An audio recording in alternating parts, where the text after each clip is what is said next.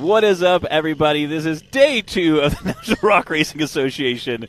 It is bright and sunny this morning early. The sun just came out over this hill. So. It did. Bree, I was like messing with my phone, and Bree's like, "It's sunny." I was like, "Really? It's not sunny at all." I look over her whole faces. Oh, yes, it is. Just the sun literally just popped out between the clouds. Brandon Davis is sitting in the starting gate. It's a very early morning for us. Most of us were down here between 6 and 6:30 this morning. It was completely dark out. It was dark outside. So we are grateful for the sun today, even if we're going to be squinting a little bit. And I'm sure Brandon is probably blinded right now as he's sitting in the starting gate. Like Matt said, it is day 2. Welcome to Hillside Live. We are here at MidAmerica for finals this weekend. That means we're running all 6 of our classes again today. We ran everybody at least once yesterday, and then we had our stock, VIN, and youth classes all get a second round in as well. So, we've got a full day of racing ahead of us. Yes. We're going to start with our RCV Axle UTV Cup class. Brandon Davis will be kicking things off for us there. And I think we will be rocking and rolling in just a minute. Yes. We have lots of drivers lined up. We have tons of fans pouring in here, as well as everyone's waking up. Again, it's Friday morning. We're not usually live Friday morning, so what's everybody up to this Friday morning? Definitely not this early. Are you all at work watching sneakily on the computer? What's up, Brett? What's up, buddy? Just midnight here. Have an awesome day. Is he Brett's in Australia. Brett Moore? Yeah. What's up, buddy? Just midnight. He's just staying. He's up throwing a party, hanging out. That's better than usual for you, though, Brett, right? When we're live. Yeah, again, that's awesome. Just midnight here, throwing a party. That's awesome. Yeah, it's super neat to see all the different countries tune in. Again, Australia, that's super, super dope. So, good times, Again, I always think of, like, the U.S. people all working on a Friday, but I guess we have the rest of the country still working on a Friday, or the rest of the world's working on a Friday, too. Tiffany Porter in the school drop-off line. I love it. Oh, yes, that's right. I didn't even think about it. All the moms all the moms are dropping kids off at school. We're all a little out of our normal schedule and arrangement here. Robert Trainer, what's up, buddy? Ramsey Trainer, one of our youth class drivers as well. Taylor. Oh my! Taylor's back there eating a breakfast sandwich and having the wrapper open up in our ears. Microphone. It's good times. Yeah, Brian Dunnigan, morning. He's probably just getting to the shop, getting everything open. Again, Brian Dunnigan owns Rock Life Off-Road, of our sponsor of our stock class. So that Rock Life Off-Road, again, is also sponsored by Dan Carter. Dan Carter's been rocking that Rock Life Off-Road for quite a while. He's representing there. He runs 3 classes with 2 to 3 different buggies, so super neat to see that happen. Yeah, and he's got Dustin Havens filling in for him. Which actually sent it yesterday in the stock class. In the 4-seater. That was awesome. And we were talking last night about having that longer wheelbase may end up helping coming down some of these steeper hills. So definitely a great day of racing here. This is day 2. We're going to be running our second and or third course, depending on the class. I believe the drones are in the sky, and we should be live here soon. What's up, Colby? What's up, buddy? He said, hi. Colby's not nervous at all about today. He is so ready to conquer this hill and be a hero. He got his belt issues figured out. Oh, boy. Johnny Smith. We're losing our voice already. That's not Glad to be watching. Let's go Reclaim Racing. Oh, funny Reclaim Racing. We have a little surprise for you guys later. Oh, yes. Yes. It's too cold. We'll share that with you later. When it's too cold right now. The sun's been up a little longer. But, Johnny Smith, you'll have to watch later. We got a cool little surprise for the Reclaim Racing crew. Clayton definitely sent it last week. What's up, Donnie Watts? Hillside crew, what's up, buddy? All right. He said, I can actually watch for the whole weekend for once. Nice. Brandon Davis clock is hot. Here we go, our first round of the day. The RCV Axle UTV Cup class. Brandon Davis is our first driver out on the course. What's up, Laura Grigg? Look Good at morning. That beautiful shot. Oh, this man. Is like... That is really I don't pretty. know.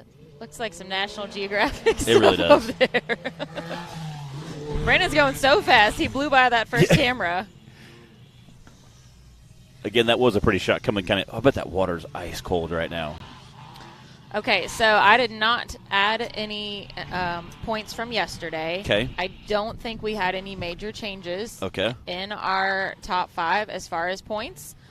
So Brandon, I believe it should still be in second.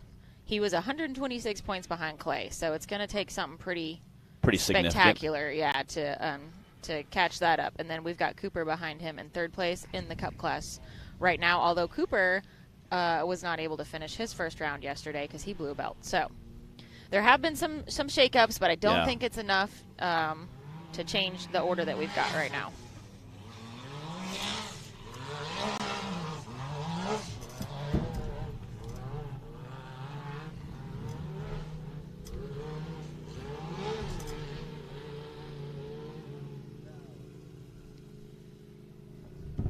Again, Brandon races this same Can-Am in our UTV stock class and our UTV Cup Series.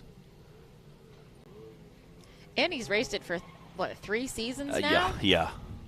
So the V notch coming down here. Guys were giving Brandon a little bit of a hard time at the drivers' meeting because he's had some bad luck there in the past. He has. But, hey, the Can-Am handled it like a champ. 106.901, our first time of the day from Brandon Davis.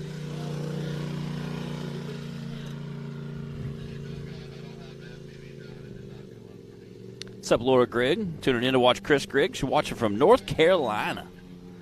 So we have some North Carolinians here. Justin Holback, part of that Carolina crew. Or he's South Carolina. Justin Hoback. Not Justin Hoback. Justin Wills. Is this Alston Tidwell? This is DC This is Thompson. DC. I can't see in the sun. Yes. I happened to glance at the wrap when he was pulling up. There it is. Had that fire wrap going on.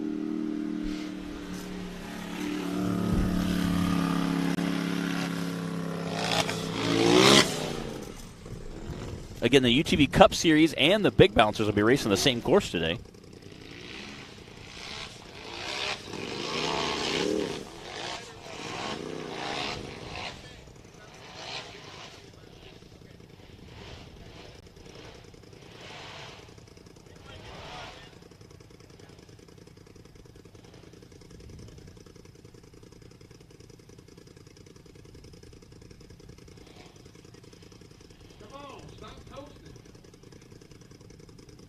Coming down, being careful there. That downhill section gets a little bit steep there. You can see some mud at the bottom.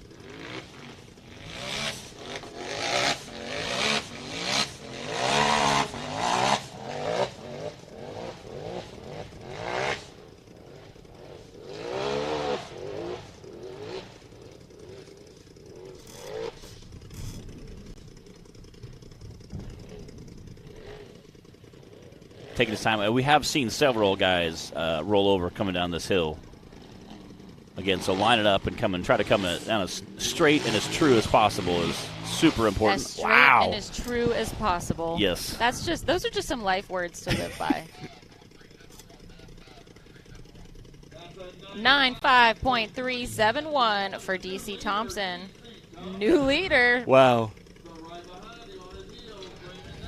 Got Nathan King sitting up there in that 0-1 wrap on the starting gate.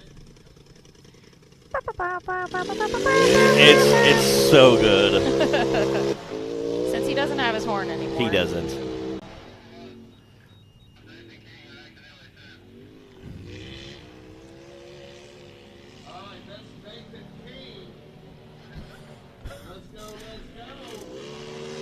Launching through the air there.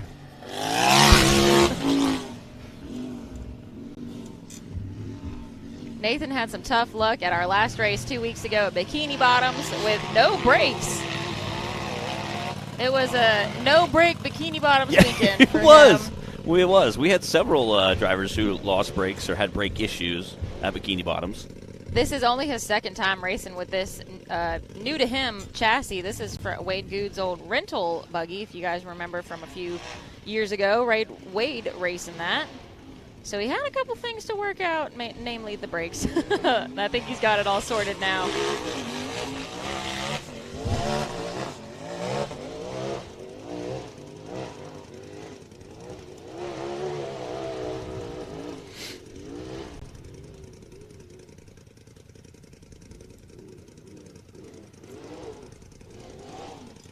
Ooh.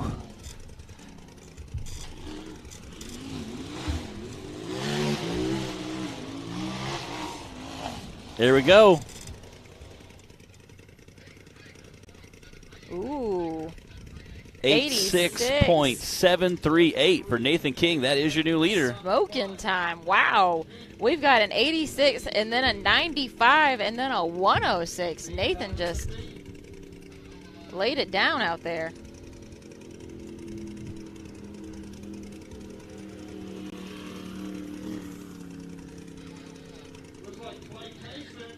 Got Mr. Clay Kaysen sitting in line. All right, so Clay is the defending champ for first spot right now. He had a nice healthy lead, about 126 points. That was before yesterday. I haven't added up anything since yesterday's racing.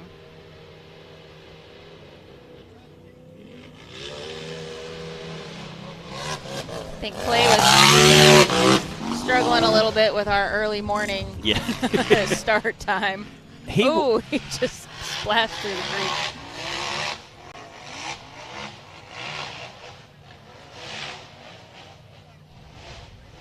He was telling me he doesn't get rattled at all, when he's racing. Yeah. So I told him he was Clay, cool as a cucumber, Kaysen. I like it. Woo! He is flying right now. The time to beat is an 86. That was a real solid time from Nathan King.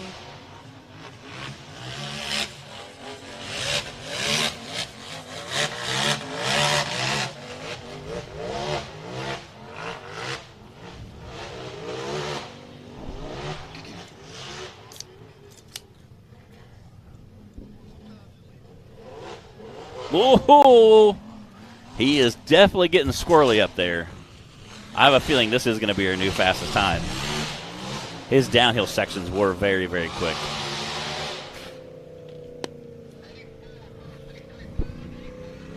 You call it, Matt. 84.634. That is your new leader right now. This is round 2 for the RCV Axle UTV Cup class, our first course of the day here at MidAmerica.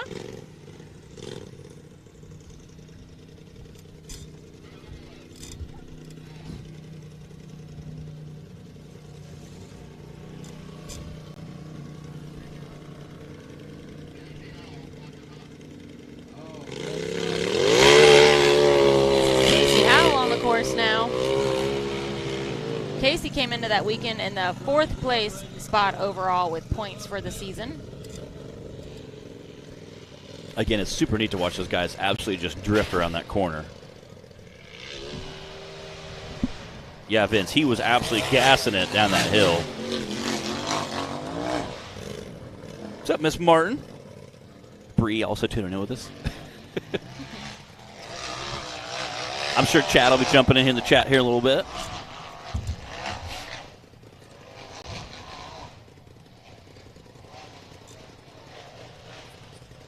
Mr. Chad.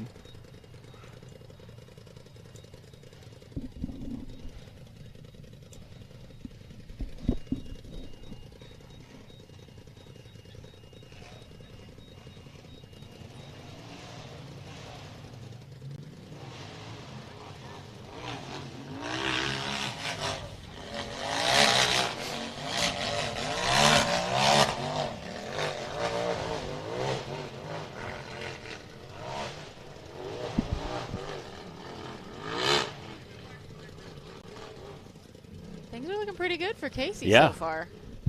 Nice smooth run going. He might be right up there with our first and second place times right now. Again, I was watching a lot of the drivers come up that race line hill, and things are seeming pretty smooth so far.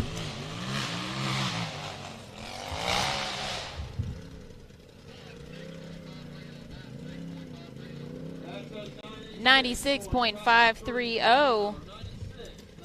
I say Ethan Martin. Ethan Martin. won He was the only driver to complete Course 1 and Course 2 at Bikini Bottoms last weekend, 2 weekends ago.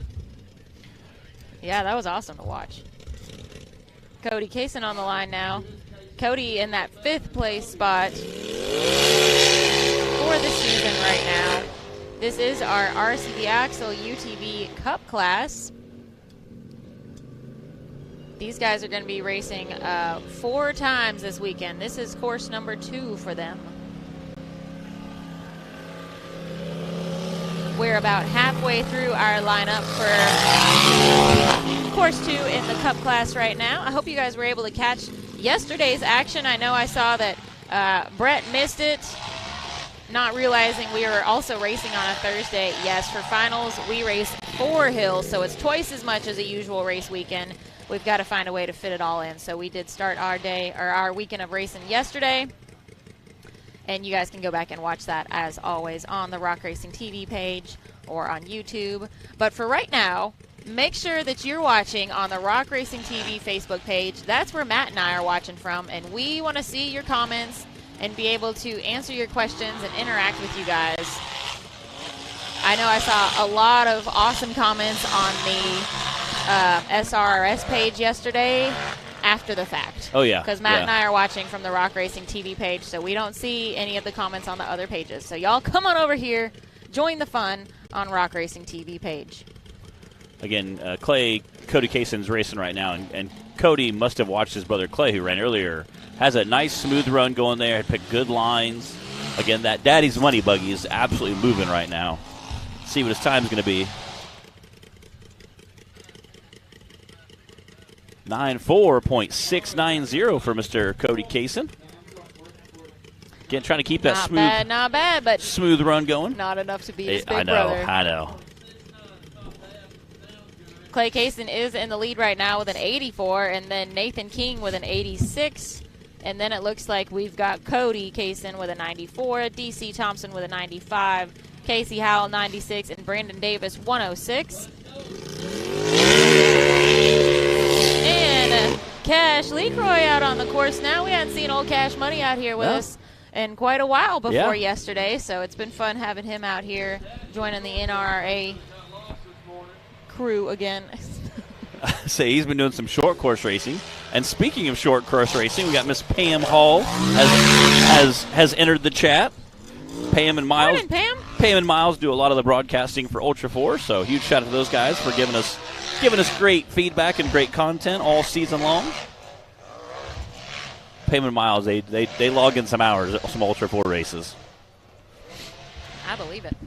They do a great job. Good morning, Pam. What's up, Cody? Cody tuned in this morning. Again, it's so neat to see all of our Friday morning people hopping in the chat here. It's super neat to see.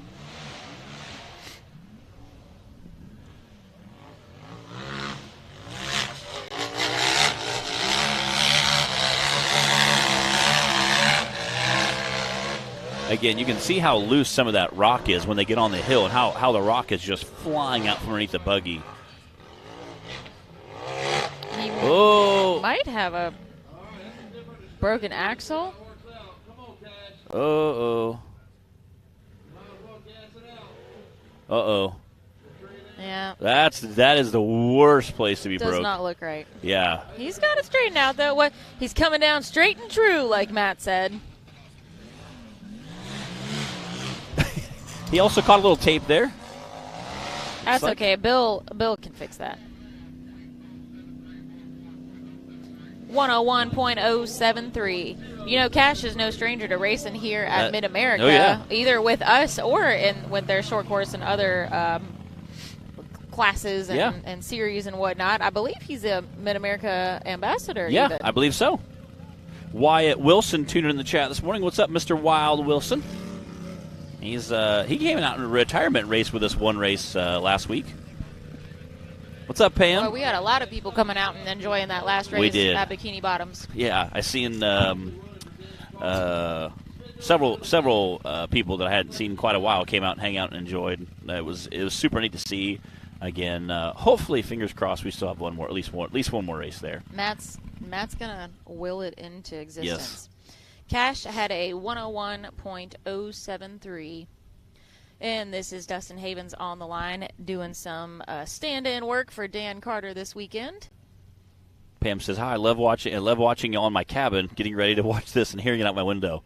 So she must be getting ready this morning. She'll be doing some calling for the ultra or the short course racing later today. So, so that's kind of neat. She's watching. I think I saw, Pam, that your son is racing. Yeah. As well. Yes, I know he was racing earlier this season.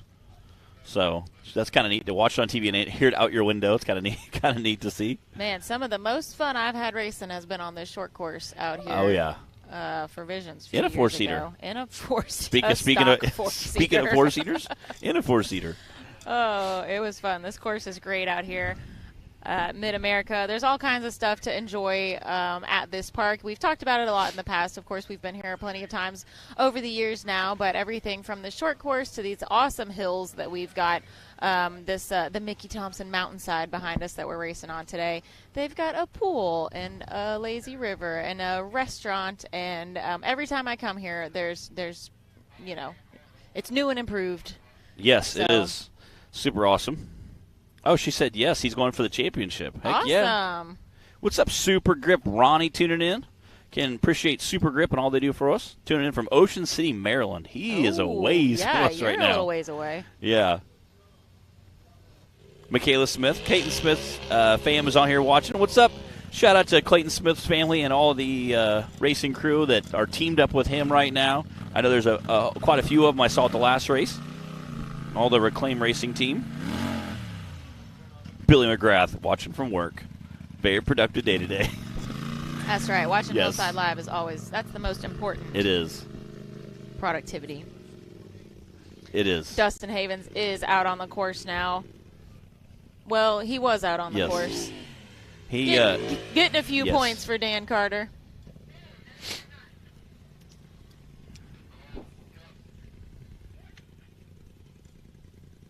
I believe this is our... I guess Madison might be out of the running in the Cup class.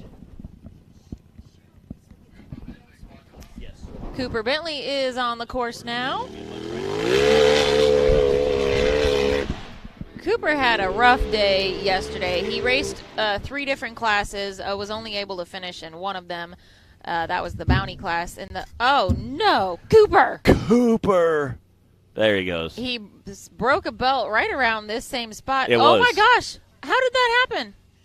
Oh, man. What is going on? He must have just landed just stinking right on that jump. Landed? There is no landing. That was a straightaway.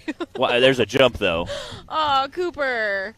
No. Looks like that lower ball joint finally left the chat. Man, that's what Colton's saying on the ball joints broke on the radio, so... Dang it, you hate to see that. Oh, well, as I was just talking about Cooper's rough luck. Yeah. Man. Well, there's still the bouncer, though. There's still the bouncer. All is not lost and for Cooper Bentley. He was coming in third this weekend in points. I know, in the Cup class. Looks like Casey Howe's not too far behind him. So with 2 DNFs, that could change things up for the season points. So we'll see how that shakes out. Do we have a replay of... No replay. All right. I don't even know what just happened. I guess it must have broken that jump. Again, yesterday he broke almost the exact same spot when he broke a belt yesterday.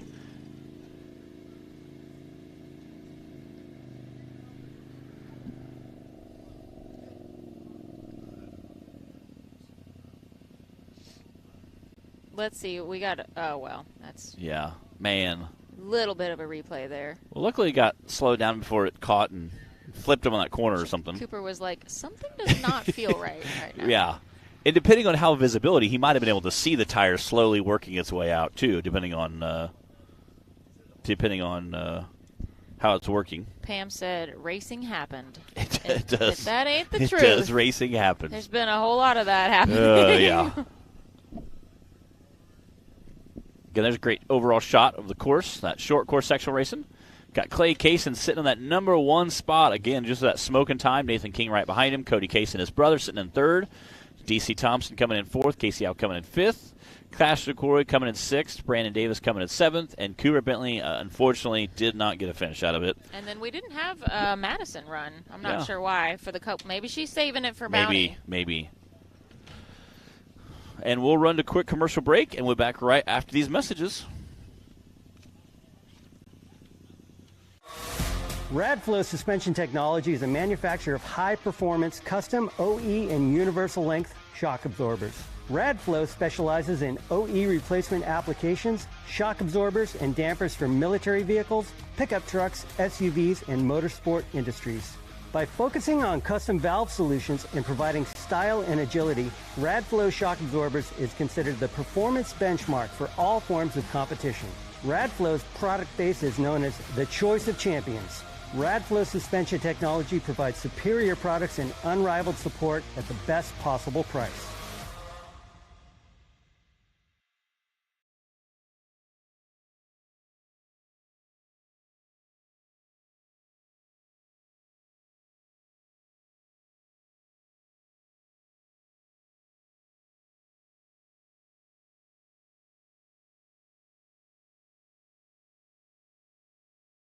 Rebirthed from the depths of Baja, Mickey Thompson Tires announces a new American mud terrain legend. The new Baja Legend MTZ. Silica reinforced T4 tread compound. Powerply 3-ply construction. Improved 4-pitch side biters. Proven MTZ tread styling for undisputed traction. 35 different sizes, and one is just waiting for your rig. The Baja Legend MTZ.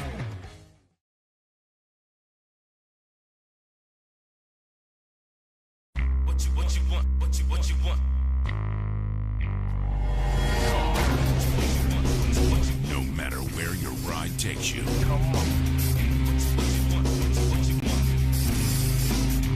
Whether it's a quick trip or a slow climb. When you choose RCV Performance Axles, you're guaranteed to finish every time.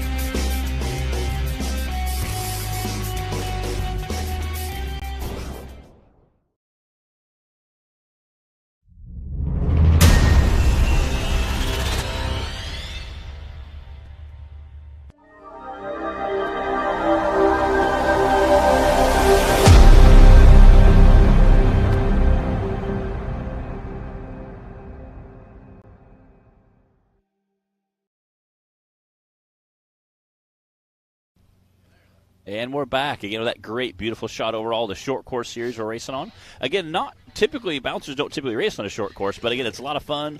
These long, high-speed options there are a lot of fun. We really appreciate it. All right, we are into our UTV Bounty Class Course 2 now. That is Casey Howell. What's up, Adam Kuntz, tuning in? Glad to see everybody tuning in on this early Friday morning. Again, typically we don't do racing on Friday morning, so it's great to see everybody tuning in and checking in. It's neat to see where everybody's logging in from. Wow, he is flying.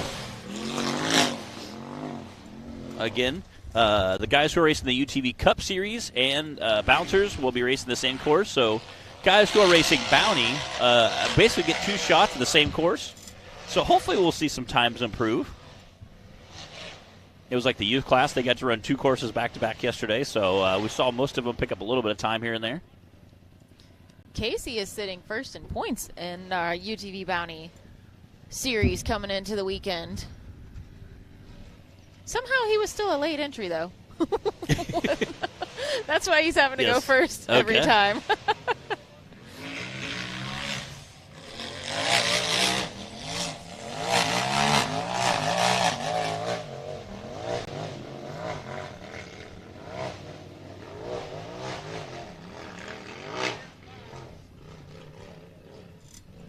Again, taking your time, making sure you got to pick a good line before you start down there. We have seen several rollovers on this hill coming down. It's especially tricky for the bouncers. You know, the UTVs can kind of squeeze right down the middle there, being narrow like they are, but it's definitely going to be interesting once we get the bouncers on there. 95.866 for Casey Howe. Again, this is our UTV Bounty Series. This is course 2 for the Bounty class. We're going to try and get in all 4 courses for all of our classes this weekend. So you might notice we're keeping moving at a pretty quick pace yesterday and today. Want to make sure we can fit as much in for everybody as possible.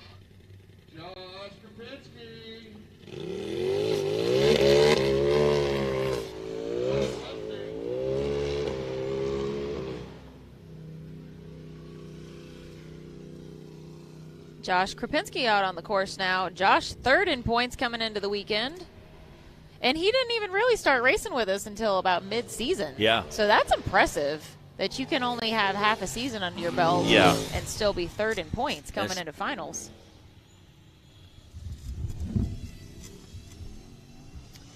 We have a question. Are we racing again later today? No. We will be out of here around noon Central Time because they've got some short course racing that'll need to be taking place after our hill killing racing. So we are going to keep things moving as quickly as possible. Make sure everybody gets a chance to hit these hills today. It's also why we were out here while it was still dark this morning. Matt's over here yawning. I am. Matt, did you have your ring and pinion party last night? Something like that. No, we did party. There were no ring and pinions being fixed, though. No, at 11 o'clock, we made the decision to just go to bed, and we'll work on it tomorrow. Today. We have plenty of time today. We'll be done racing by noon, so. Heard that before. So. All right, come on, Josh. Get straightened up. Straight and true, like Matt says. You do want to be heading down that hill very, very straight. Man, I hate on camera. This really doesn't look like anything. It looks like they're just walking down a little trail in the woods, but just trust us. It's always steeper and trickier in person. .532 for Josh Krapinski. Casey Howell in the lead with a 95, and then Josh with that 100. What's up, James Cantrell? I think we've got DC Thompson on the line now. Look at that beautiful shot. That is amazing. That really is beautiful. That is some cinematic stuff right there. That is a really amazing shot from our drone operators. We appreciate all our drone operators out here today, helping us out, making us look good. What's up, Jack Porter? He had a great run yesterday. He was so fast. That's one of the fastest I've ever seen from Jack. It is. Yeah, I would say that's probably one of the fastest runs I've ever seen from Jack yesterday. DC Thompson out on the course now. I love his profile picture. It's so DC Thompson. It's like, is it a mug shot? Yes. Is it a headshot? Yes.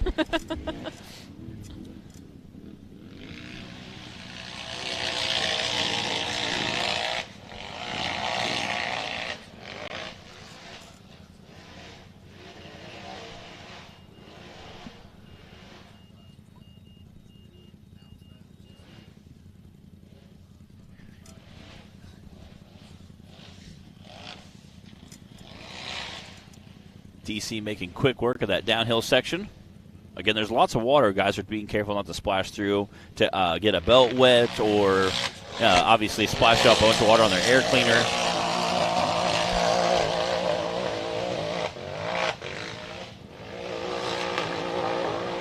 Uh-oh. Okay. It looked like he maybe cut the corner a little short at the top. Yeah, he was definitely whipping that rear end around. Trying to find the shortest line possible.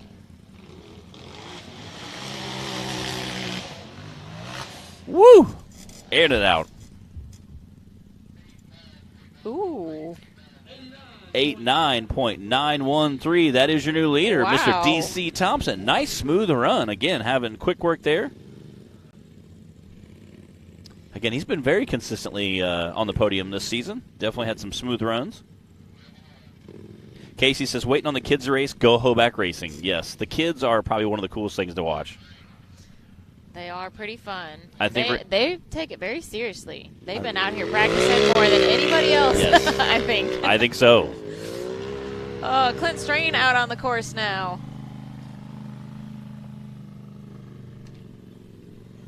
Yeah, they were definitely getting dialed in yesterday. I was watching them make laps out here when they were, because the starting line and finish line is essentially the same thing. So we were watching them make some hot laps, and it was pretty cool. Ava Garner let me in on some of her secret there you go. plans today. I'm not allowed to tell anybody else, though. Okay. Race, babe. I like it. Bree's got a little... Probably give a little context there. Yeah, Bree has a little a race bracelet on that has some lettering on it that says race, babe. I feel like that's a Dan Carter bracelet. You can't just read things out loud on a microphone and not tell people what it is. I feel like that Dan Carter bracelet there. I made Dan Carter's bracelet. Yeah? That's why. Yeah? What'd you say, Taylor? Yeah, that's true. Yeah. Clint making smooth work of that downhill section there. Again, taking time on downhill is important because you don't want to crash, but at the same time, carrying speed to there is super crucial. So that teeter-totter effect of, coming down safe and keeping on all four wheels, but yet being fast is kind of the a little controlled chaos. It really is, and that's good. And that's, the guys who can come down the fastest yet on all four tires are the, guys who really you see push it hard. James Cantrell checking in. He knows something about some controlled, chaotic racing. Yeah.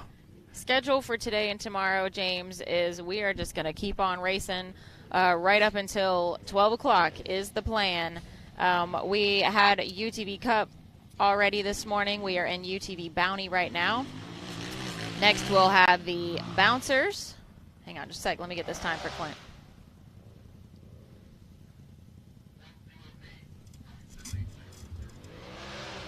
.782 for Clint. So we had Cup, we're doing Bounty right now, then we'll go to Bouncers, and then Stock and Ven and Youth.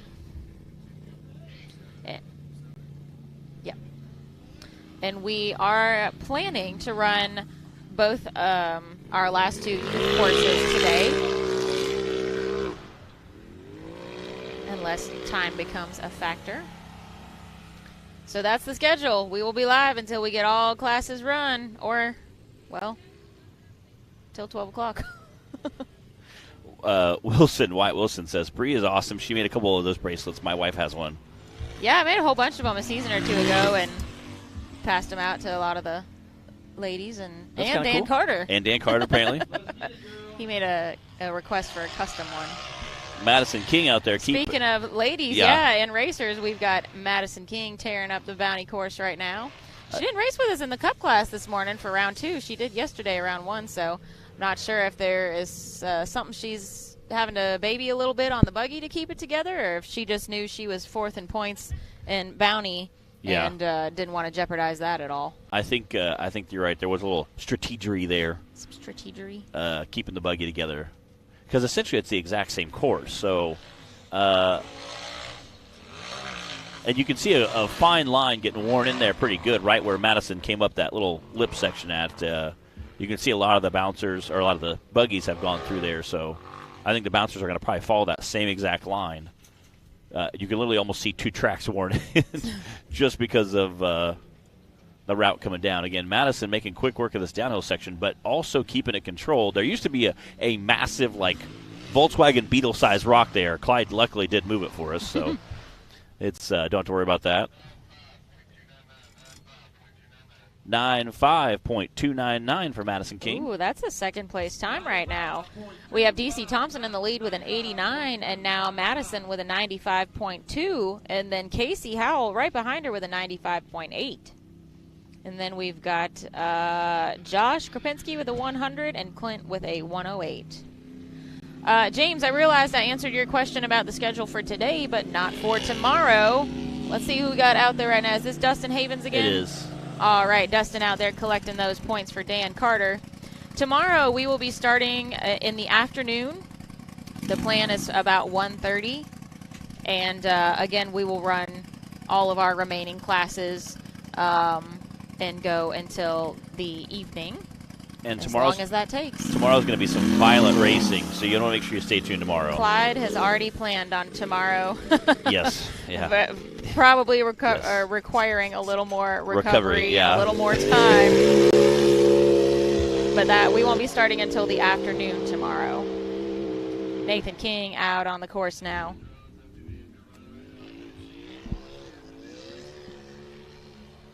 It's so neat to see those guys just drift around the corners. They're floating through there. Wow. Speaking of floating. Yeah. Nathan King just floating through the air out there.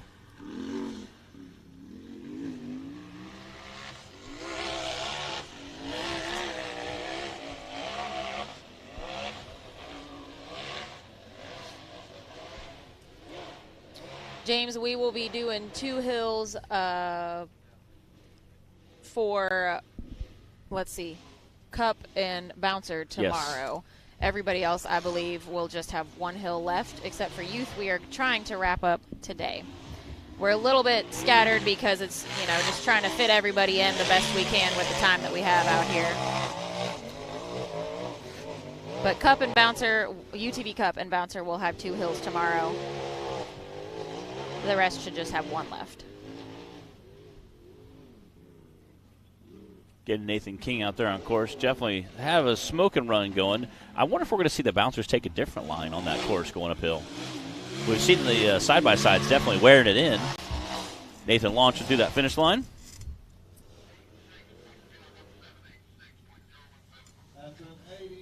.017. That is your new leader on course 2 for the Bounty class.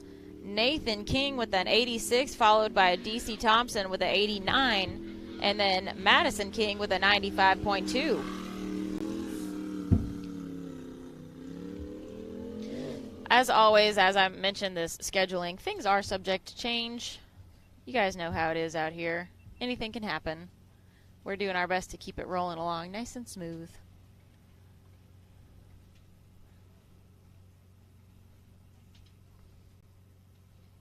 That's such a nice shot right there. It is. You can see our pits with our drivers. See all the Bouncers lined up, the production trailer, that race line starting gate. Got a few spectators straggling in, but it's a little early still for most of the people out here, I think.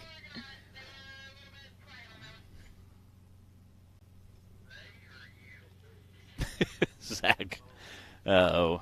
Our radio traffic is always It's too early for Zach's sassiness. It's always ornery.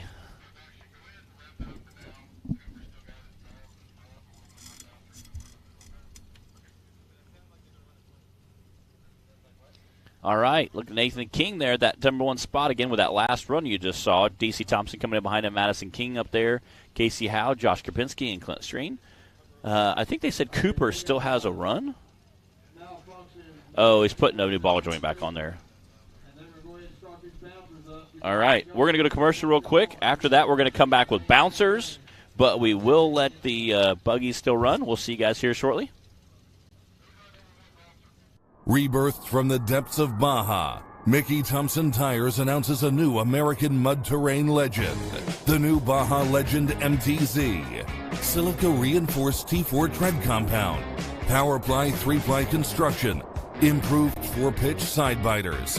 Proven MTZ tread styling for undisputed traction. 35 different sizes, and one is just waiting for your rig. The Baja Legend MTZ.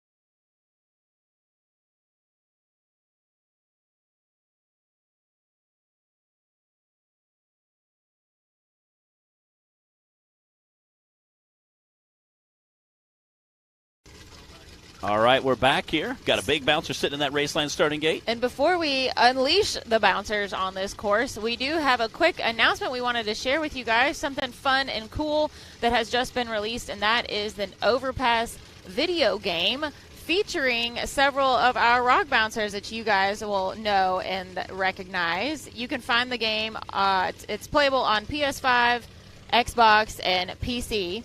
And we've got a couple images to throw up there so you can see what it looks like and which bouncer options are on there.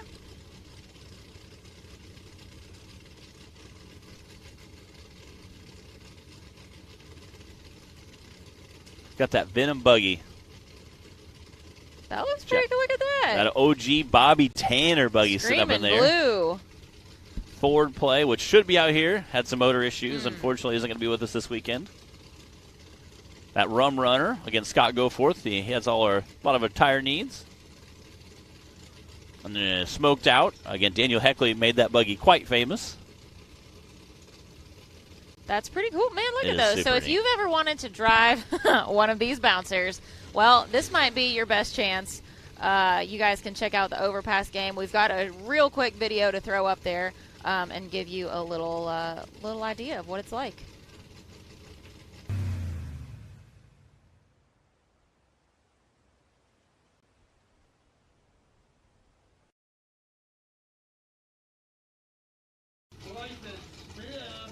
All right, so that was Overpass 2. You guys check it out for PS5, Xbox, and PC.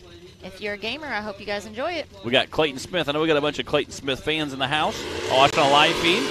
Got Clayton Smith and that Reclaim Racing crew taking off the starting line. Got to hang out with them a little bit last night.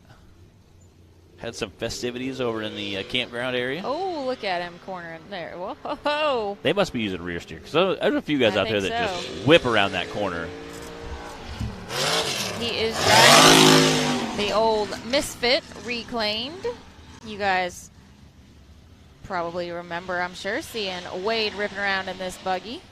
And again, last race a few weeks ago, he definitely did some Wade-type acrobatics. Man, he sure did. At Bikini Bottoms, he put on a show. I would say that's like a skinny pedal nominee, but it's more of a driver, skinny pedal, aerobatic nominee, I think, than anything.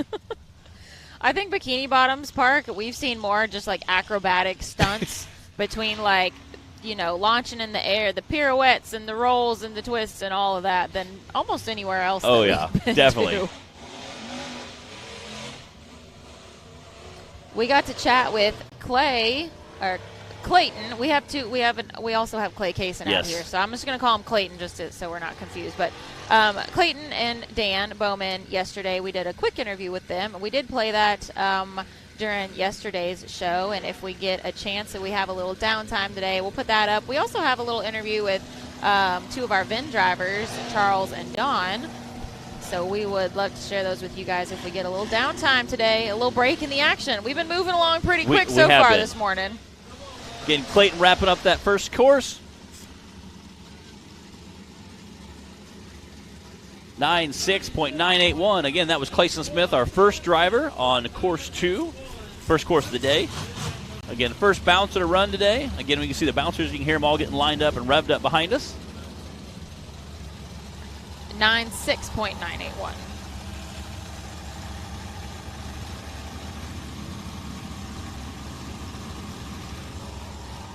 Looks like Daniel Heckley on the line.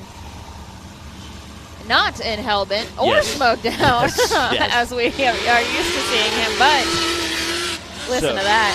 In the Attitude buggy, you remember Matt Schisler driving this bad machine, 3-4 seasons ago? I don't even remember how long it's been now. Another buggy did some acrobatics at Bikini Bottoms. Oh, yeah. Some major acrobatics.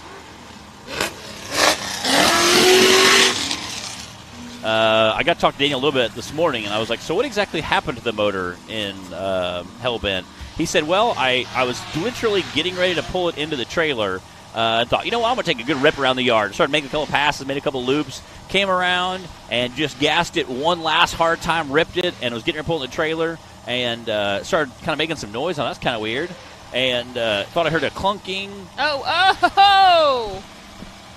No. Speaking of this buggy doing some acrobatic, I was hoping. Is he going to land it? It looked like he was going to be able to almost get back on the wheels. Oh, man.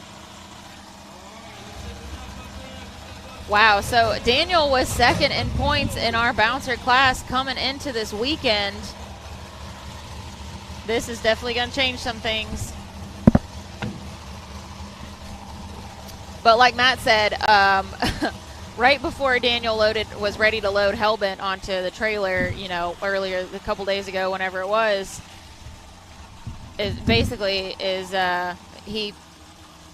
discovered that the motor. Yeah, taking some passes around the yard. Thought I'm like one last pass, romped on it real hard, took off, and something didn't quite sound right.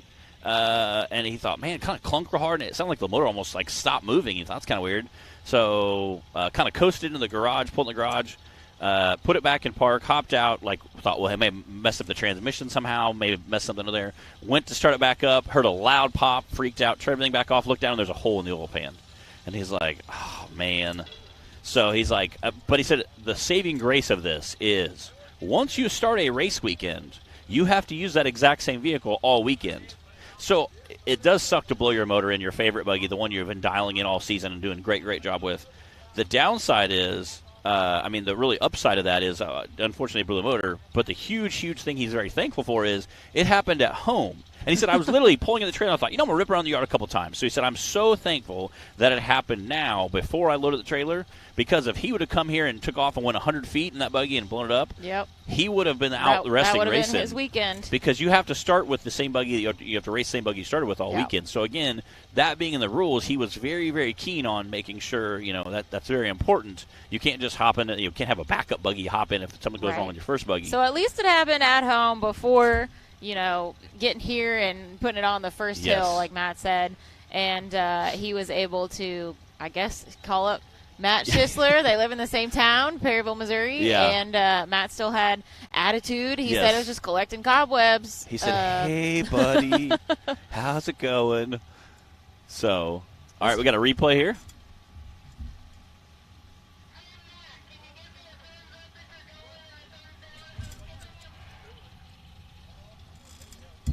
Again, just barely caught that lip, and it looked like he was going to try to put it back on all four tires, but so it just couldn't quite get it put back on all four tires. Yeah, it was a little hard to tell, through the trees and with just the angle there, but I guess it just caught a bad bounce, on the way down, and we saw that yesterday with Wade on his way up the hill. Similar situation. So, man, hate seeing that for these guys, especially, when they are so far up in points. Yeah, there's Wade yesterday.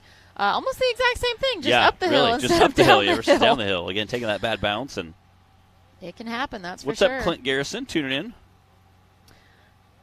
in? We also had a rollover from Cooper Bentley yesterday in the bouncer class. Is that this replay? Yeah, this is it. Oh. Man. Dang it. All right. How about, since I mentioned the interviews we did yesterday, why don't we play one of those, Taylor? While they get Daniel recovered off the hill. Sure, let's do Charles and Dawn, two of our VIN class drivers. We got a quick interview from them for you guys. What's up, everybody? We are here at MidAmerica Outdoors in Jay, Oklahoma for our finals weekend for the series. That means we've got 3 full days of racing ahead of us, lots of hills to conquer. But first we want to chat with Charles and Dawn, two of our VIN class racers. They are sitting first and third in points coming into this weekend overall for the season. I want to get y'all's thoughts on maybe looking back at the season, any favorite moments or any oh crap moments. Definitely don't want to do that again. What do you guys think? What are your thoughts on the season? Probably the oh crap moment was probably last weekend, watching Bill come off of the Fable Hill while I was strapped in waiting to go next. It was kind of nerve-wracking to go next after watching him crash his. I bet. Yeah, that was a really wild ride down Fable Hill. Yeah. Probably the favorite was probably after that, because the second course was pretty smooth. It wasn't really rough. Having no suspension kind of factors into how smooth the courses are. If they're not smooth, I'll know it. Yeah, you're going to feel it every bump. What about you, Don? Yeah, just the biggest oh crap moment starts with trying to keep it out of the trees at Windrock. Failed, found a big tree. And then Bill, that's my dad, coming off Fable Hill last weekend. Yeah. That was a gnarly one. That was super. He absolutely, for sure, got that skinny pedal nomination solidly on the books for that. But we're glad he's okay. I know that was a wild ride for him, and I'm sure for you watching him too. So, what about looking forward into next season? You guys plan on staying in the VIN class again and making any changes of anything? I hope to have a better cage suspension and cage suspension. More safe and less hurt when you hit stuff. Or taking the same route, try and make things a little bit safer and smoother, hopefully. Yeah. And then figure out how to get better and get that truck faster on the downhill. I said, speaking of downhills, we have a whole bunch of hills, and we have a lot of course here. We have 4 races going on this weekend, 4 different courses. What are your guys' plans going into this weekend? Is try to keep that position, or again, hopefully bump up a little bit? Right off, going to try and push, but not push too hard to break something early on. You know, 4 hills to run's a lot. Got to keep parts together. But right now, I'm sitting in 3rd in points, can still catch Justin in 2nd. So I need to be on my game, study the courses, and make sure I don't make any wrong turns. Yeah. What do you think about the course out here? Have you gotten to look at it a little bit? Like they're going to be a good match. It's a lot of loose, gravelly rock. I think it's going to be fun. We'll see what course 1 brings, and then find out accordingly on the rest. Go from there. Charles, what about you? I'm going to try to stay consistent and hopefully keep 3-point turns and backups to a minimum. Just because it eats up a lot of time. But other than that, just try to run a consistent pace without breaking anything. All right. You guys have anything else you want everyone to know, or anybody you want to thank? I mean, Fritz, he helps me a lot, and of course PDI, and of course everybody supports Hot Tank Films and all the racers combined, because we try to support everybody, so it's a big, it's kind of like a big family. Yeah. So just basically everybody that knows and supports us. Yeah, got to thank all the fans for coming out, supporting us, beating on the hills in these big class rigs, and then Adams Drive Shaft, Radio Dynamics, Fritz Performance Transmission, and Off-Road Design.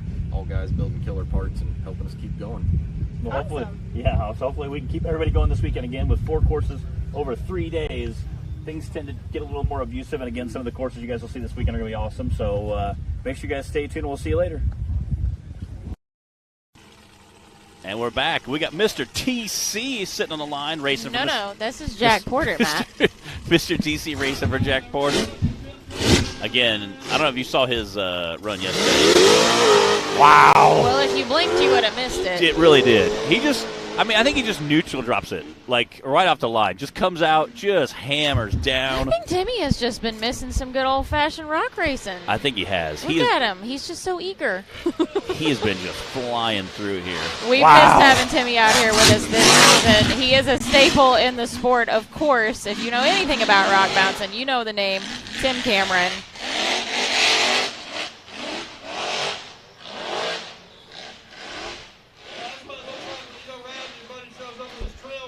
Yeah.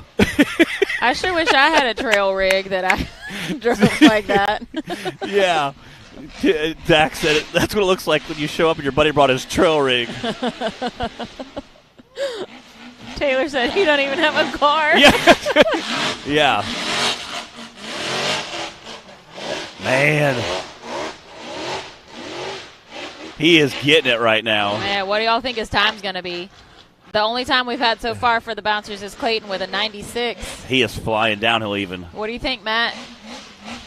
Yeah, I don't know. God, it's going to be fast. 70s? Yeah, probably. He was fast. Man, he was fast. Wow. 7.6. Wow. .410. Wow. 20 seconds faster. Wow. Woo! Jack Porter. Jack Porter. Some smooth driving, sir. Oh, man. Now, here's the question all everybody watching the live feed. Will that be our fastest time today?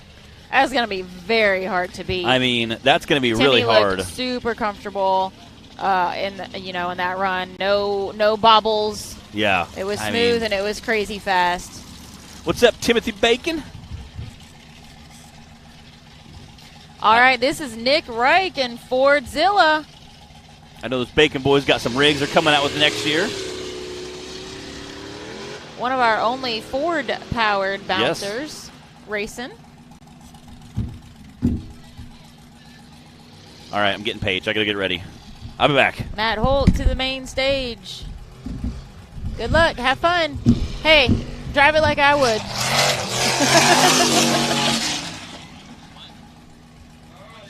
I said drive it like I would. You can do it, Matt.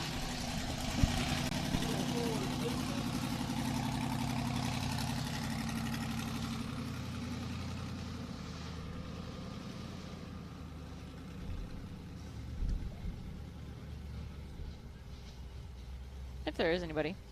Man, Nick Reich is cruising through this course, too. I don't know if he's going to be able to catch that 76 from Timmy, but he's got a real great run going for sure.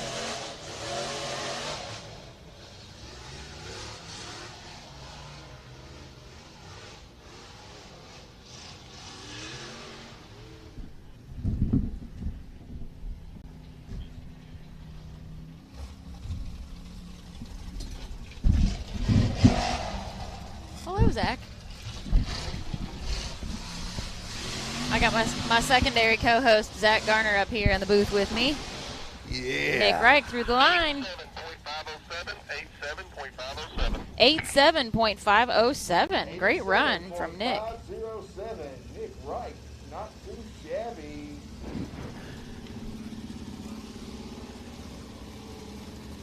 Thank you. Oh, man, what a great day. This weather is unbelievable. It is a beautiful day for some racing out here. We've got Jay Storts on the line now.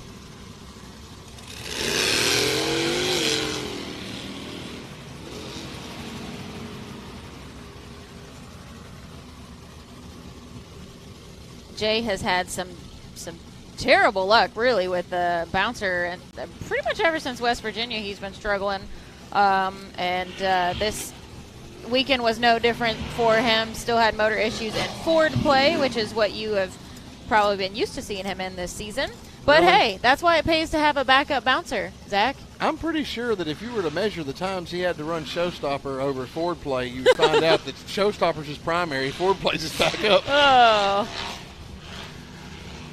Love Jay to death, but man, he has had a We're just glad he hung on to Showstopper, and I'm sure he is too. Well, you got to remember that buggy was so far ahead of its time when Spiegel's put it out, and then now it's out. It's funny how we've seen the sport change so much. It sure is. But it's still old so faithful. Quickly. Yeah.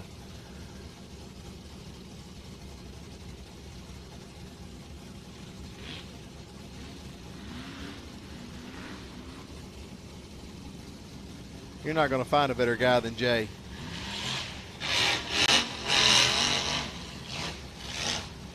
I tell you what, Jack Porter has stepped his game up. He sure has. Man, I've never seen him drive like that. It's almost like he was a different person. Yeah. It's unreal how much, finals really brings it out in these guys. They just let it all hang out. They don't hold nothing back. This is it. They've got all off season to fix whatever they tear up. That's right. Opportunity to make a lot of points. All right, how's he going to handle the Valley? Oh, like it ain't nothing. That sure is. Look at Zach. Isn't it terrible how it does look like nothing on camera? We try and tell this to people all the time. Yeah, that's basically a gravel driveway. No. 114.899 for Jay Storts. It might not be one of the fastest times of the day, but you know what, man? He is through the finish line. That's 2 hills he's completed. Heck yeah. I know that he is happy about that. Thank you guys for joining us here on Hillside Live. We are not quite halfway through course 2 for the Brannick Motorsports Bouncer class. Ooh, Brandon Davis. I see something menacing in the starting gate. It is just a very aggressive-looking bouncer. I think that's why it's so cool. Taylor's just like drooling over it every time. I'll tell you what, everybody knows that Hellbent is my favorite because to me it looks more menacing than anything. But Menace is truly a beautiful work of art. And it stands the test of time, too. It sure does. The last 3 buggies that Timmy's built have been cutting edge, revolutionary, and they are all 3 standing up, and all 3 here. That's right. The whole collection. Yes. We got a lot of TC buggies. We got a lot of reject fab buggies too. We were counting everybody up yesterday. Yep. And then you got a whole lot of other shops and fab represented as well. Yeah, Wide Open Designs is out. Never heard of her.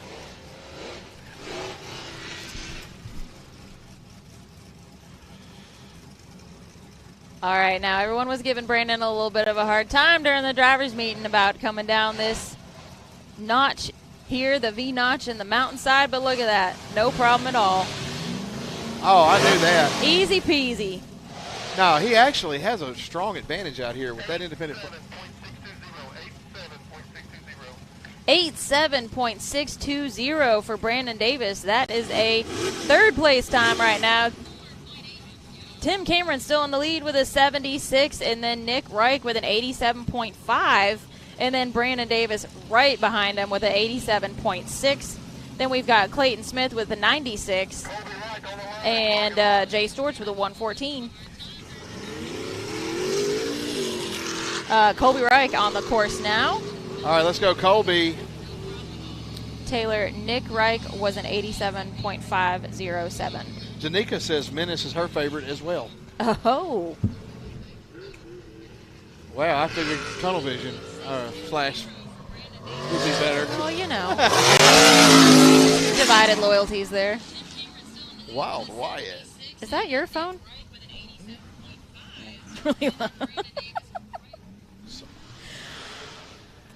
All right, listen, we are all going to watch Colby being a hero. Yeah. It's no secret that he struggled yesterday, lost steering, lost a belt. I really need frustrated. his belt to stay on today. He thinks he's got it all figured out now. I doubt Got it. the problem sorted out, and it looks like he does. So far. Things are going great. That belt is definitely on there until it's not. It's staying on there, Zach. It's not going anywhere. Well, and as a matter of fact, 8 Up is going straight up these hills. I have to say it. It's tradition now. Yes. Colby's got his family here this weekend, enjoying the race weekend and cheering him on. So, man, we want to see him crossing that finish line. He's doing a heck of a job on this course right now. Yeah, a lot of fans out there trying to get 8 Up.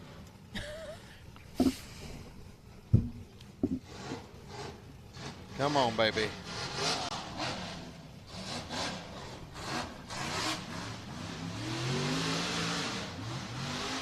Come on, Colby. There it is.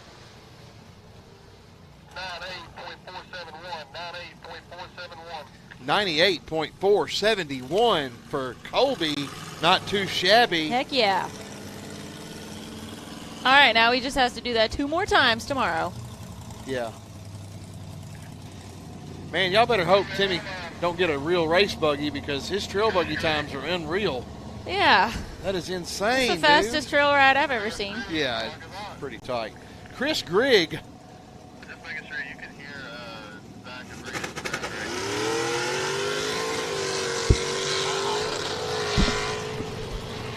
Let's go, let's go. Looking great. I tell you what, all the buggies parked around Chris look like they had underglow because the reflections coming off. I like that, like coppery orange. Panels he's got on there. It is definitely eye-catching. I like it too. Zach, what a difference from what we first saw Chris race with us out here. 2 years ago? Yeah, at when he's finals? beating on a CJ. Yeah. And now he's in this wide open design buggy. But Chris did more with that Jeep than He made that thing work. It was definitely impressive what he was able to do with it. And his improvement with this buggy, he's been fighting a lot of bugs ever since it was built. New buggy blues. Oh yeah, every time you got a brand new bouncer, any kind of new build. But he seems to be getting it worked out. Broke a knuckle off the other day and things like that. But he didn't have to come out the starting gate backwards. No. Yet this weekend at all. Oh, y'all get to him. He got a little bit of fur on there. I've called this thing a fire-breathing It's dragon out now, in the past. I think. It went out. It was just a fuel flare-up. There's still a little bit, but it's okay. Bill looks like he's peeing on it. I don't know. Tree Zach. blocking it. Shout out to our amazing recovery and safety crews that are so quick on their feet. Hey, y'all remember that thing ain't got no brakes. The radiator doesn't. Yeah, the radiator doesn't catch up. Oh, pimp down.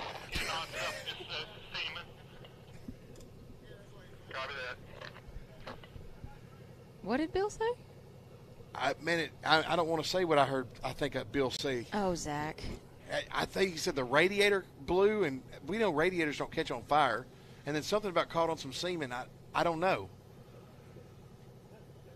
So what happened? I didn't catch that. Apparently the radiator, Bill said the radiator or something that blew all the coolant out, but we're trying to figure it out. I saw the radiator blow. I saw the steam, and then I saw the fire. I saw a little bit of steam when he was coming up the other side, but I thought it might have been some dirt that he blasted up in the air, too. It's hard to tell.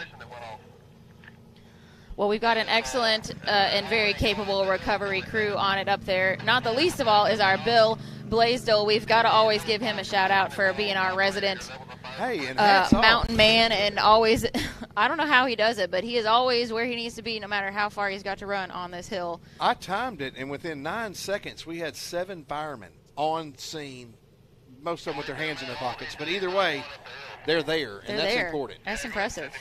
Let him break his beam or come around, whatever he's doing. Fire suppression very rarely sets fire, but I'll go with that if y'all will. At any rate, How did the fire suppression the fire is out now. It doesn't. Oh, man, that worked awesome. Hats off. That's what they said. They said the fire suppression did go off. So this is why we have fire suppression systems in the vehicles. We don't know that yet. It put it out too quick. Well, that's a good thing. So that is a good opportunity to talk about one of our newer safety requirements here in the series, and that is the fire suppression system in the bouncers. You know, I feel bad that we were talking about Chris's streak of bad luck about the time he had some more bad luck. Well, that's just how it happens. But these fire suppression systems, Zach, hats off to them. They basically, it put that fire out so quickly that we don't even know what caused the fire. I'm yet. not 100% We're sure still working on that. On his fire suppression manufacturer, but I've personally looked at the fire aids, and they are insanely capable. I did a little bit. This is actually my reclaimed racing hat. That way I look like Dan. You grew that overnight. Man bun. Impressive. Yeah. I did have a mullet yesterday. Yeah, I think tomorrow I'm running a long blonde braid so I can look like Madison King. Oh, I'm sure that's just what she wants to hear. She recommended it. Oh, I already have one. Yeah, I just had to pull it out of the frame at the house. Zach's gonna wear his pink shirt too. We won't even recognize you tomorrow, Zach. I got my MDK undies until on. you open your mouth and start talking. That's right. Then there's no way we wouldn't recognize you. Sean Hudgens. Yeah, they're getting him out now. Oh, you know I could, Blake. Good, Josh, I got you down, dude. Zach, do you have any good trivia questions? Oh, yeah. Who's going to win? No. Now everybody knows that. You're right. That answer sucks. Man, I had to look back in my chronicles, but I don't know when the last time Jack took the big box. He sent his stand-in. Not too this time. bad. Kara, we love you too. Yeah. Oh. Matt Holt is going to win. Golly, that is not even that funny. He's out of his buggy already. Yeah. Oh, sorry, I wasn't paying attention. Thank you. Hey, look at my man, Tim Bacon. Little Tim's out there, man. I'm crazy about them. I miss him so much. Man, you know the only thing that makes these races better? Add bacon, like my cheeseburgers. I'm telling you. I like triple bacon. If you can get triple bacon at a race, now you're racing. Matt, how did it go? Good. But I think the Bacons have been busy with all the bacon bits. Yeah. The bacon bits. I love that. That will never not be funny to me. Yeah. We have a question. Zach, do you miss racing the 4-seat Razor buggy? Yeah, of course I do. I bring the toy hauler to events like this, and it will not even fit in it. So I know. What's the point? I know. All right, guys. They are going to continue getting Chris Grigg recovered off the hill, and we will be right back after this. The Mickey Thompson Premium Mud Terrain is on the road and full of undisputed attitude. The Baja Boss MT. No compromises, ever. We are purpose-built tires for truck and Jeep enthusiasts everywhere. All mud tires are not created equal, and here's the proof. Powerfly XT construction, asymmetrical tread design, extreme side biters, and more. Find your tire size today at MickeyThompsonTires.com.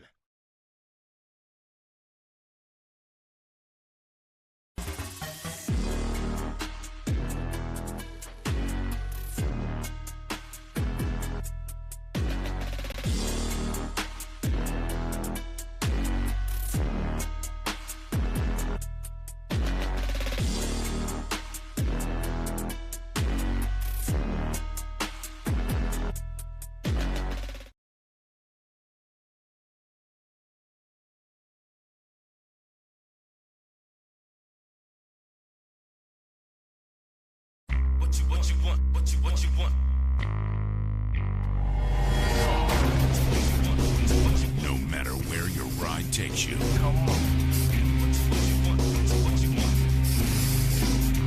Whether it's a quick trip or a slow climb. When you choose RCV Performance Axles, you're guaranteed to finish every time.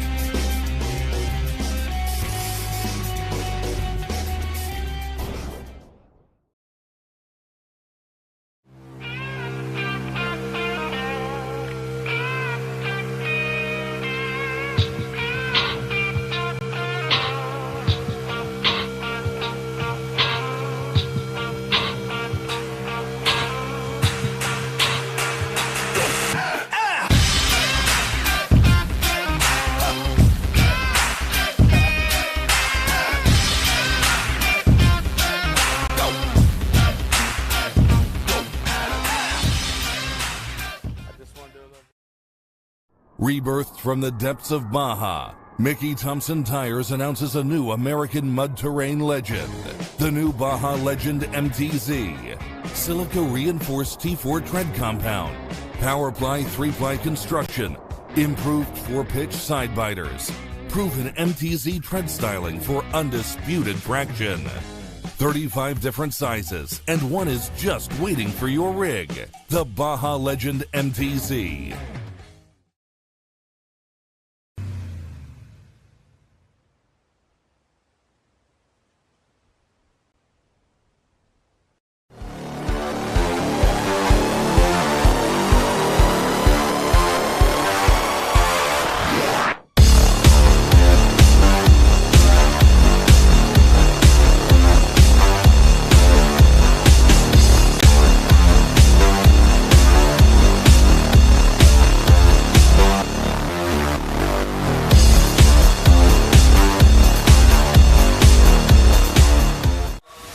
Radflow Suspension Technology is a manufacturer of high-performance custom OE and universal length shock absorbers. Radflow specializes in OE replacement applications, shock absorbers, and dampers for military vehicles, pickup trucks, SUVs, and motorsport industries. By focusing on custom valve solutions and providing style and agility, Radflow shock absorbers is considered the performance benchmark for all forms of competition. Radflow's product base is known as the choice of champions. Radflow Suspension Technology provides superior products and unrivaled support at the best possible price.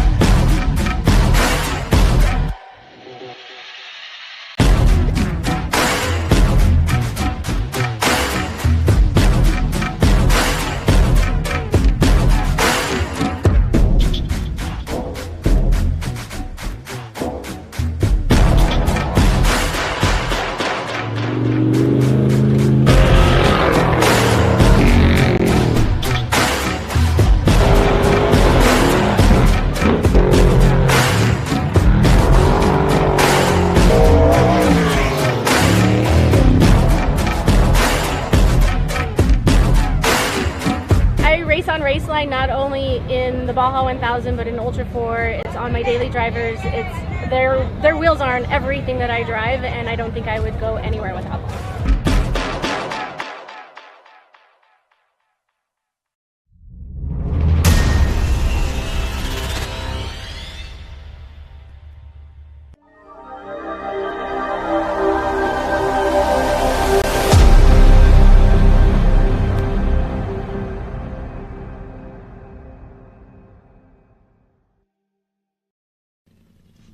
we're back. We got Cooper Bentley. He got his buggy fixed for his side-by-side for the UTV Bounty.